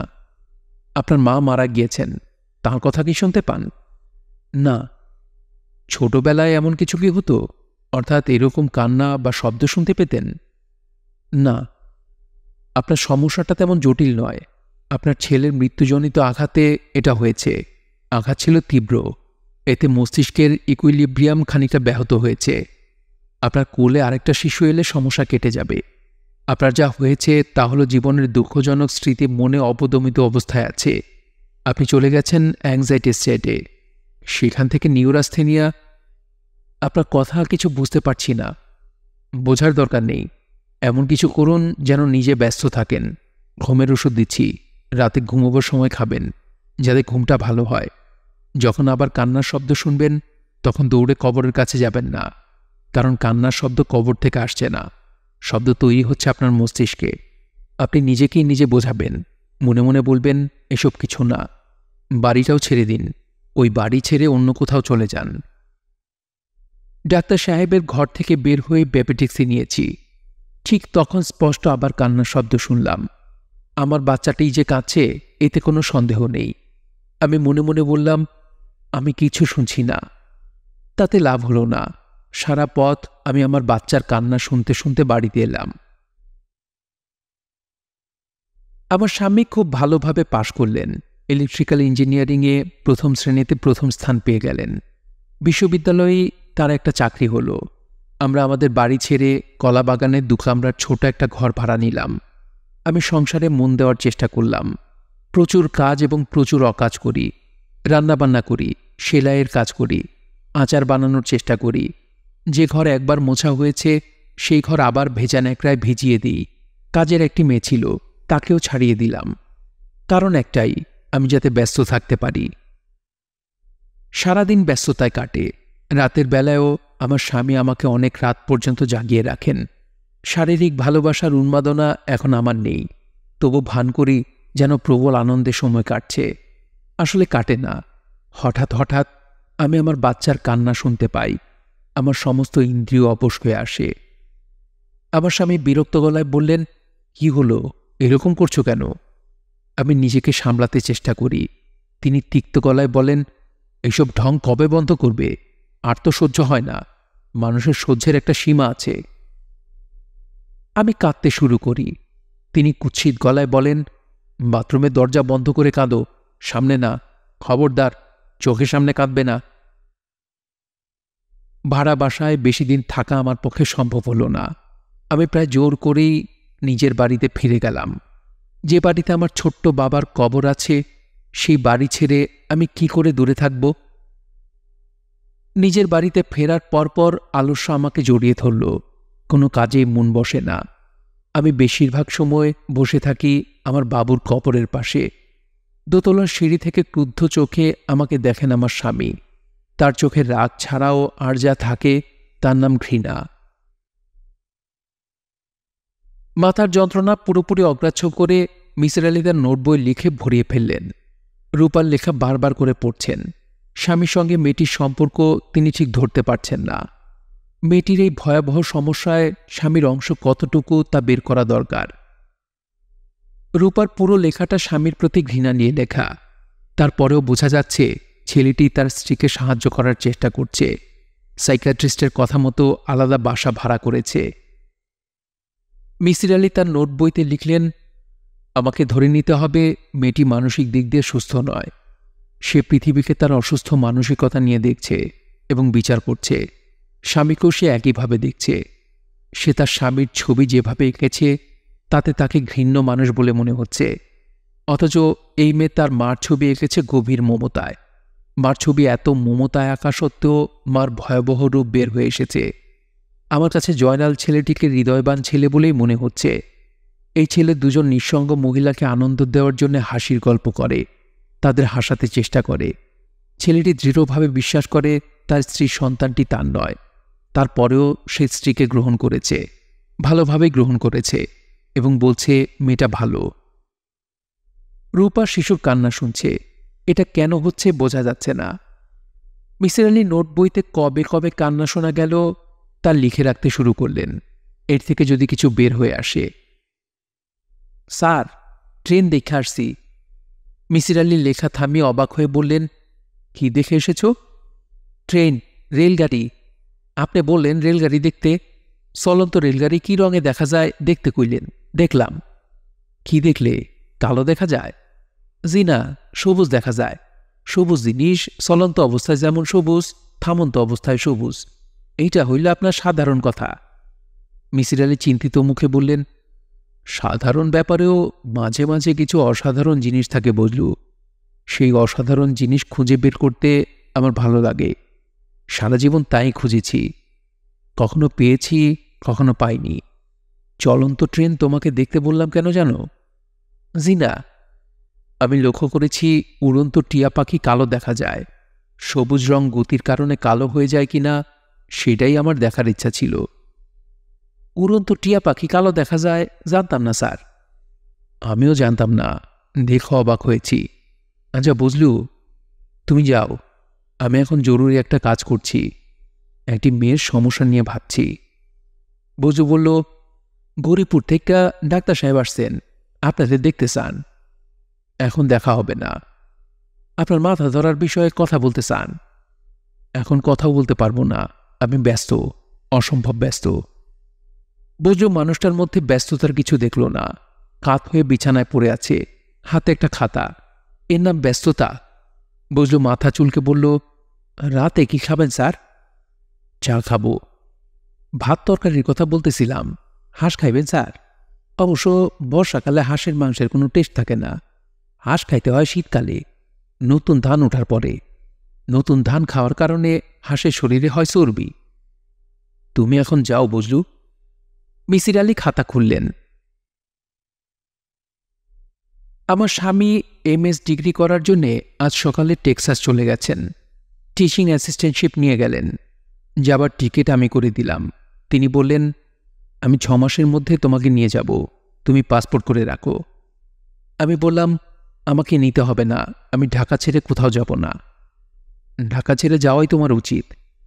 কোনটা আমার উচিত, কোনটা উচিত নয় তা আমি বুঝব। তোমার হাজব্যান্ড হিসেবে আমারও বোঝা উচিত। অনেক বুঝেছ, আর না। তুমি কি বলতে চাচ্ছ স্পষ্ট করে বলো। যা বলতে চেয়েছি স্পষ্ট করেই বলেছি। তুমি কি আমার সঙ্গে বাস করতে চাও না? আমি একটু সময় নিলাম, বেশি না, কয়েক সেকেন্ড। এই কয়েক সেকেন্ডকেই মনে হলো অনন্তকাল।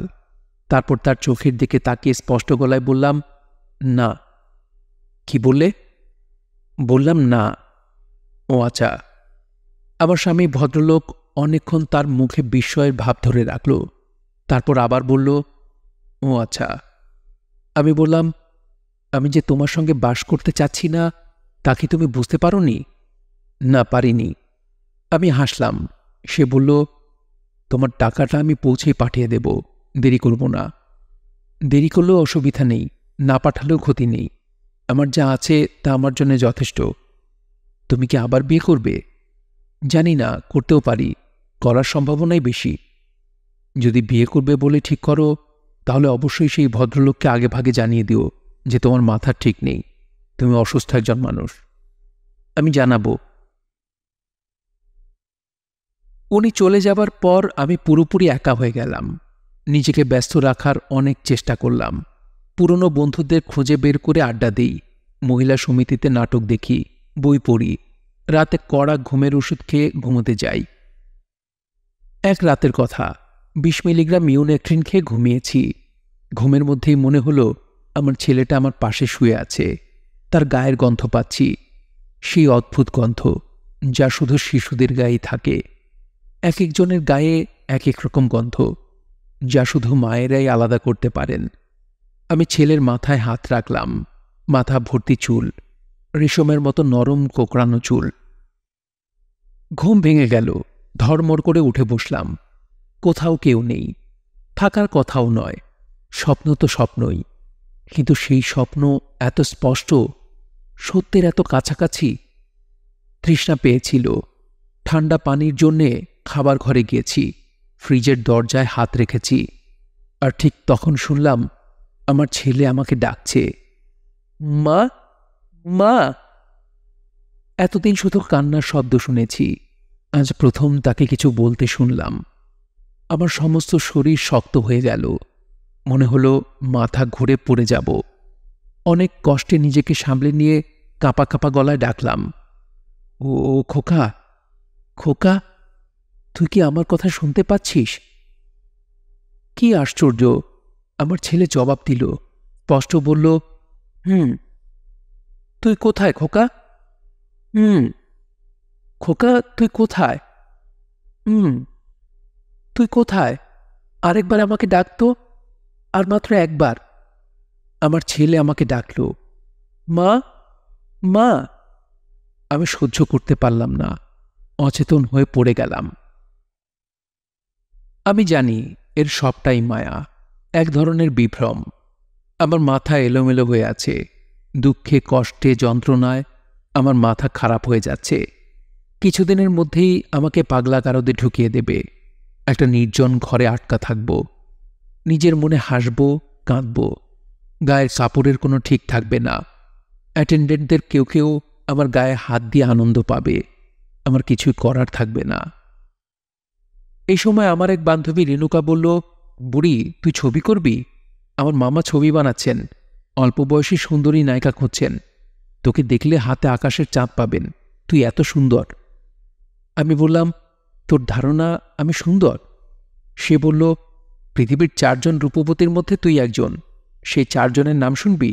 তুই, তারপর Helen of Troy, queen of শেবা, Cleopatra. তুই রাজি থাকলে মামাকে বলে দেখি। আমি তো অভিনয় জানি না। বাংলাদেশি ছবিতে অভিনয় করার প্রথম এবং একমাত্র যোগ্যতা হচ্ছে অভিনয় না জানা। তুই অভিনয় জানিস না শুনলে মামা আনন্দে লাপাতে থাকবে। করবি অভিনয়? করব। চল, এখনই তোকে মামার কাছে নিয়ে যাই। প্রথম ছবি হিট করল, দ্বিতীয় ছবি হিট করল, তৃতীয়টা হলো সুপারহিট। ছবি করা তো কিছু না, নিজেকে ব্যস্ত রাখা। ডাবল শিফট কাজ করি, অমানসিক পরিশ্রম। রাতে ঘুমের ওষুধ খেয়ে মরার মতো ঘুমাই। অনেক দিন ছেলের কান্না শুনি না, কথা শুনি না। মনে হলো আমার মনের অসুখটা কেটে গেছে। এতে আনন্দিত হবার কথা, তা হই না। আমার ছেলের গলা শোনার জন্য তৃষিত হয়ে থাকি। তারপর একদিন তার কথা শুনলাম। জায়া জননী ছবির ডাবিং হচ্ছে, পর্দায় ঠোঁট নাড়া দেখে ভয়েস দেওয়া। একটা বাক্য কিছুতেই মেলাতে পারছি না। ক্লোজ আপে ধরা আছে বলে ফাঁকি দেবার উপায় নেই। ঠোঁট মেলানোর চেষ্টা করতে করতে মহা বিরক্ত বোধ করছি। ডিরেক্টর বললেন, কিছুক্ষণ রেস্ট নাও রূপা, চা খাও, 10 মিনিট টি ব্রেক। আমি আমার ঘরে চলে এলাম। নায়িকাদের জন্য আলাদা একটা ঘর থাকে, সেখানে কারো প্রবেশাধিকার নেই। আমি একা একা চা খাচ্ছি। হঠাৎ আমার ছেলের গলা শুনলাম। প্রায় 2 বছর পর শুনছি, কিন্তু এত স্পষ্ট, এত তীব্র, আমার শরীর ঝনঝন করে উঠল। মা, ও মা। কি খোকা, তুমি কি করো? চা খাচ্ছি। তুই কোথায় খোকা, তুই কোথায়? এইখানে। কি করছিস? খেলছি। ও খোকা, খোকা। কি খোকা, খোকা? কাছে আয়। আমার ছেলে কাঁদতে শুরু করল। তারপর সব আবার চুপচাপ হয়ে গেল। আমি ঘর থেকে বের হয়ে ডিরেক্টরকে বললাম, আজ আর কাজ করব না, আমাকে বাড়ি পৌঁছে দিন, আমার ভয়ঙ্কর খারাপ লাগছে। সেই রাতে আমি একগাদা ঘুমের ওষুধ খেলাম, মরবার জন্যই খেলাম। ডাক্তাররা আমাকে বাঁচিয়ে তুললেন। মিসির আলি খাতা বন্ধ করে ডাকলেন, বুঝলু? বুঝলু ছুটে এলো। মিসির আলি বললেন, আমার ঢাকা যাওয়া দরকার। এখন যদি রওনা দেই তাহলে কতক্ষণে ঢাকা পৌঁছব? বজলু হতভম্ব হয়ে বলল, এখন কি যাইবেন? রাত 10টা বাজে। গৌরীপুর থেকে ঢাকা যাবার কোনো ট্রেন কি নেই? যে ট্রেন শেষ রাতে ছাড়ে? চলো রওনা দিয়ে দিই। স্যার, আপনার মাথাটা খারাপ। কিছুটা খারাপ তো বটেই। জ্যোৎস্না রাত আছে, জ্যোৎস্না দেখতে দেখতে যাব। সত্যি যাইবেন? হ্যাঁ, সত্যি যাব। একটি দুঃখী মেয়ের সঙ্গে দেখা করা দরকার, খুব দরকার। রূপা অবাক হয়ে তাকিয়ে আছে। মিসির আলি বললেন, এমন করে তাকাচ্ছ কেন? চিনতে পারছ না? পারছি। তোমার খাতা ফেরত দিতে এসেছি। সবটা পড়িনি, অর্ধেকের মতো পড়েছি। সবটা পড়েননি কেন? সবটা পড়ার প্রয়োজন বোধ করিনি। আমার যা জানার তা জেনেছি। তুমি শান্ত হয়ে আমার সামনে বসো, আমার যা বলার বলবো। আমি যখন কথা বলবো তখন আমাকে থামাবে না, চুপ করে শুনে যাবে। রূপা কিছু বলল না, তীক্ষ্ণ দৃষ্টিতে তাকিয়ে রইল। মিসির আলি বললেন, তোমার খাতা পড়ে প্রথম যে ব্যাপারটায় আমার খটকা লেগেছে তা হচ্ছে, তোমার ছেলের কবর গোরস্থানে কেন হলো না? কেন তোমার বাড়িতে হলো? তোমার মা এই কাজটি কেন করলেন? যে মহিলা স্বামীর স্মৃতিচিহ্ন রাখেন না, সেই মহিলা তার নাতির স্মৃতিচিহ্ন ধরে রাখার চেষ্টা কেন করবেন? রহস্যটা কি? দ্বিতীয় খটকা, তোমার মা ধর্মপ্রাণ মহিলা। তিনি তোমার ছেলের কবরের কাছে দাঁড়িয়ে কখনো দোয়া দুরূদ পড়েন না। এর মানে কি? এটা কি তাহলে কবর না, মেয়ে ভোলানোর চেষ্টা? গোরস্থানে কবর দিতে হলে ডেথ সার্টিফিকেট লাগে। তার কাছে ডেথ সার্টিফিকেট ছিল না, কারণ বাচ্চাটি মরেনি। তুমি তোমার মৃত শিশুটি দেখনি। ব্যাপারটা কি এরকম হতে পারে না? তোমার মা দেখলেন তোমাদের বিয়ে টিকিয়ে রাখতে হলে বাচ্চাটিকে মৃত ঘোষণা করাই সবচেয়ে ভালো বুদ্ধি। বাচ্চাটি দূরে সরিয়ে দিতে তার খারাপ লাগলো না, কারণ তিনি খুব সম্ভব তোমার স্বামীর মতোই বিশ্বাস করেছেন এই শিশুর বাবা তোমার স্বামী নন।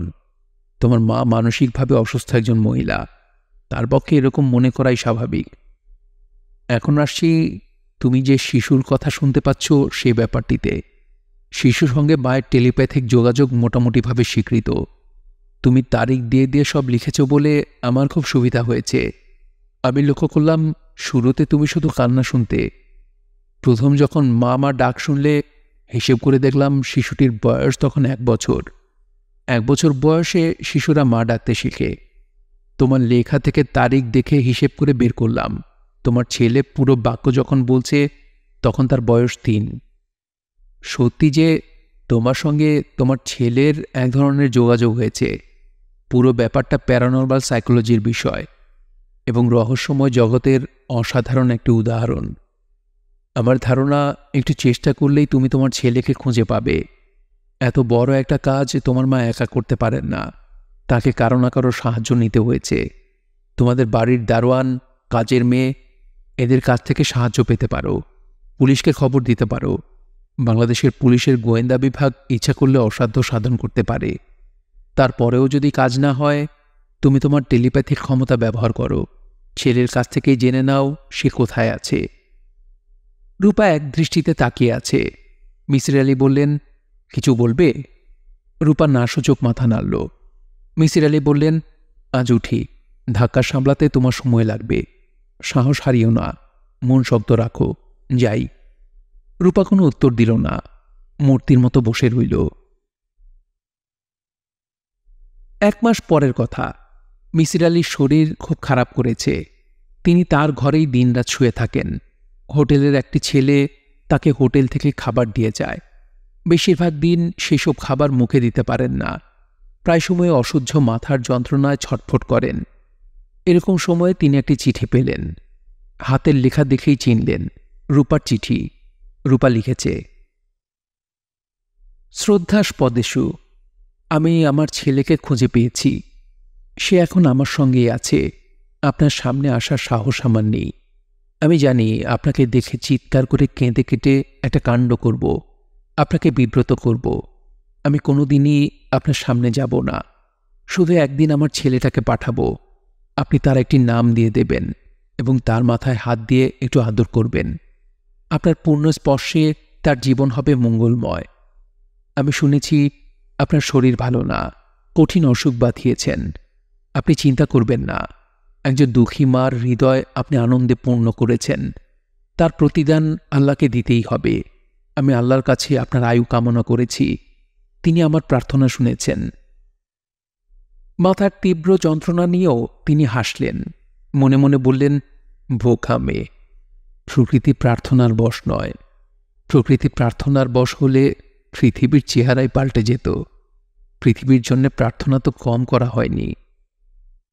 মিসির আলী টিয়া পাখির বিষয়টি নিয়ে ভাবতে বসলেন। উড়ন্ত টিয়া পাখি কালো দেখায় কেন? কিছু একটা নিয়ে ব্যস্ত থাকা, মাথার তীব্র যন্ত্রণা ভুলে থাকার ছেলে মানুষই এক চেষ্টা।